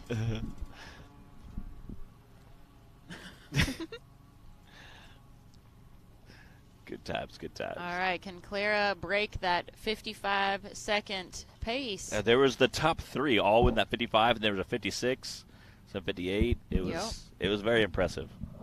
Keeping it tight. Come on, Clara, don't let up. Go, go, go. Wow. Nice. All right, let up now. 5.952. Not quite fast enough to break into that 54, but obviously a smoking time. But that is faster than her last round on this course. Oh, yeah, yeah. Also, so almost by a second, yeah. She just improved her run. Good job, Clara. Heck yeah. Again, anytime you can see somebody improve from course 1 to course 2, it's always awesome. Gatlin Wills on the line now, and we've got lots of proud family members watching online and cheering on their young drivers. We've got Beverly, Carolyn, Leslie, Tim, Scott. I know it's got to be exciting to be able to watch online and cheer for them, even if you can't make it all the way out to Oklahoma in person. Come on, Gatlin. Hammer down. I heard Zach and Justin were talking about some of the finer points of what they can do, to make them go faster and changing this and that and the gearing and the tire size and, all this. Yeah. So it's funny to listen to them. You expect that from, rock bouncers. Yeah. Not kids, but these little 200s, and they're having a meeting of the minds of how they can improve these things. And it's even probably more important with these guys. Change a cam and a rock bouncer, you get 50 points. You get a tiny little bit of extra horsepower out here. It makes a difference. 55.8.342 for Gatlin. Yeah, you change a cam and a rock bouncer, you gain 50 horsepower. Here, it's like you're trying to gain just a few here and a few there. You're you like, know? where can I pick up 4 Yes. extra horsepower? It's true. It's true. And you're like, yeah, yeah. Well, 4 overall. Yeah, 2 in the front, 2 in the back.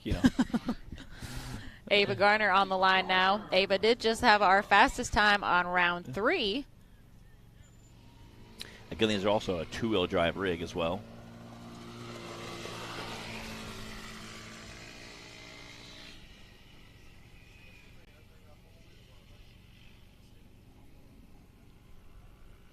This is a good course for our youth class.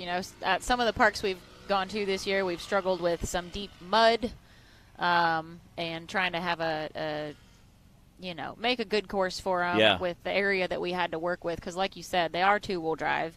They've got tiny tires and low horsepower, and, they struggle in the deep mud and stuff. So I think this is a really good course for these kiddos. They've got a chance to, they have the straightaways. Yeah. They can really just floor it and get to experience that. And talking to some of them yesterday, they were excited about the straightaways and being able to just get in it, especially Ava. Yeah. Flying through there. 55.681. We've got some very consistent times here. These guys are just keeping it tight with each other, but also with their, prior runs, both yesterday and today.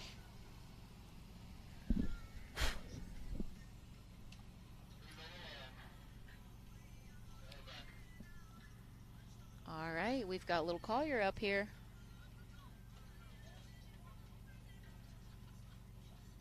What's also interesting about this class is that the majority is female drivers. Yeah. This is the only class that we see that in out here. Yeah. So it's fun to see these young ladies honing their driving skills and getting more comfortable and building these friendships that they have with each other. Which is true. They might all live in different states and only see each other at races, a lot of them, but they have so much fun together. I see them all hanging out, running around, and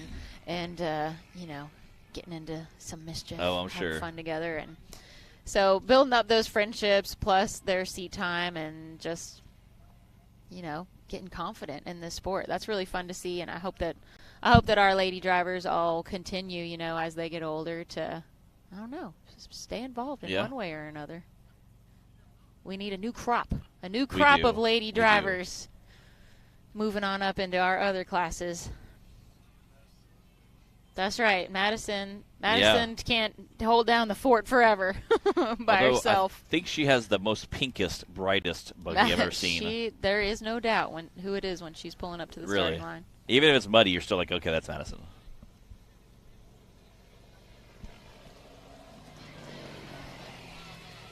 .755. Good job, Collier. All right, we've just got Blake and Brantley left. Looks like Brantley coming to the line now.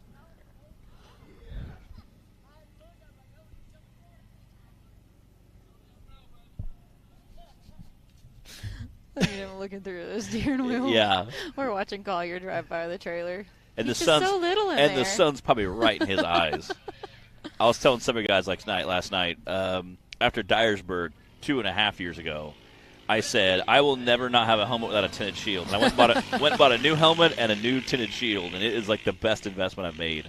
My helmet has like sunglasses on the inside, so you can put them down if you want to, but they always fall down when I don't want them, and I had to shove them back up like 5 times at AOP last weekend because it's too dark when you don't need them in the woods, and every hard hit they were falling down in my face. Yeah, I have a riding helmet. Particular about what kind you get. Yeah, so I have a motorcycle helmet that has the same thing. But, yeah, I got a new SFI racing helmet, which I'm super stoked about. I got a tinted shield for. I have a clear one that I keep in my helmet bag as well. That way I can switch to the clear for racing at night or super in the morning. But Dyersburg, when you're heading up that big hill, you're literally staring directly into the sun. You're, like, squinting with sunglasses. And it's not good. Yeah, that can mess you up quick. Real quick. And floats to the finish line. Oh, wow. 54.998. That is our second fastest time on course 4 for the youth class. Dallas Heckley is hanging on to the lead with a 54.7. Wow. Then Brantley with a 54.9. And then let's see who we got next. I think it's Ava with a 55.6. We'll let Blake wrap up her run here, and then we'll throw up that leaderboard for you guys.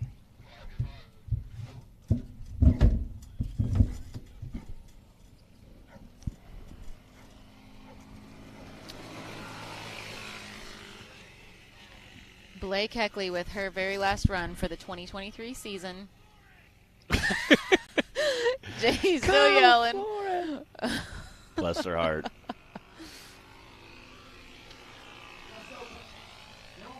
We need some, like, in-cab footage. I think I've seen some floating around from our young drivers, but that's always entertaining to watch. Very, very entertaining to watch.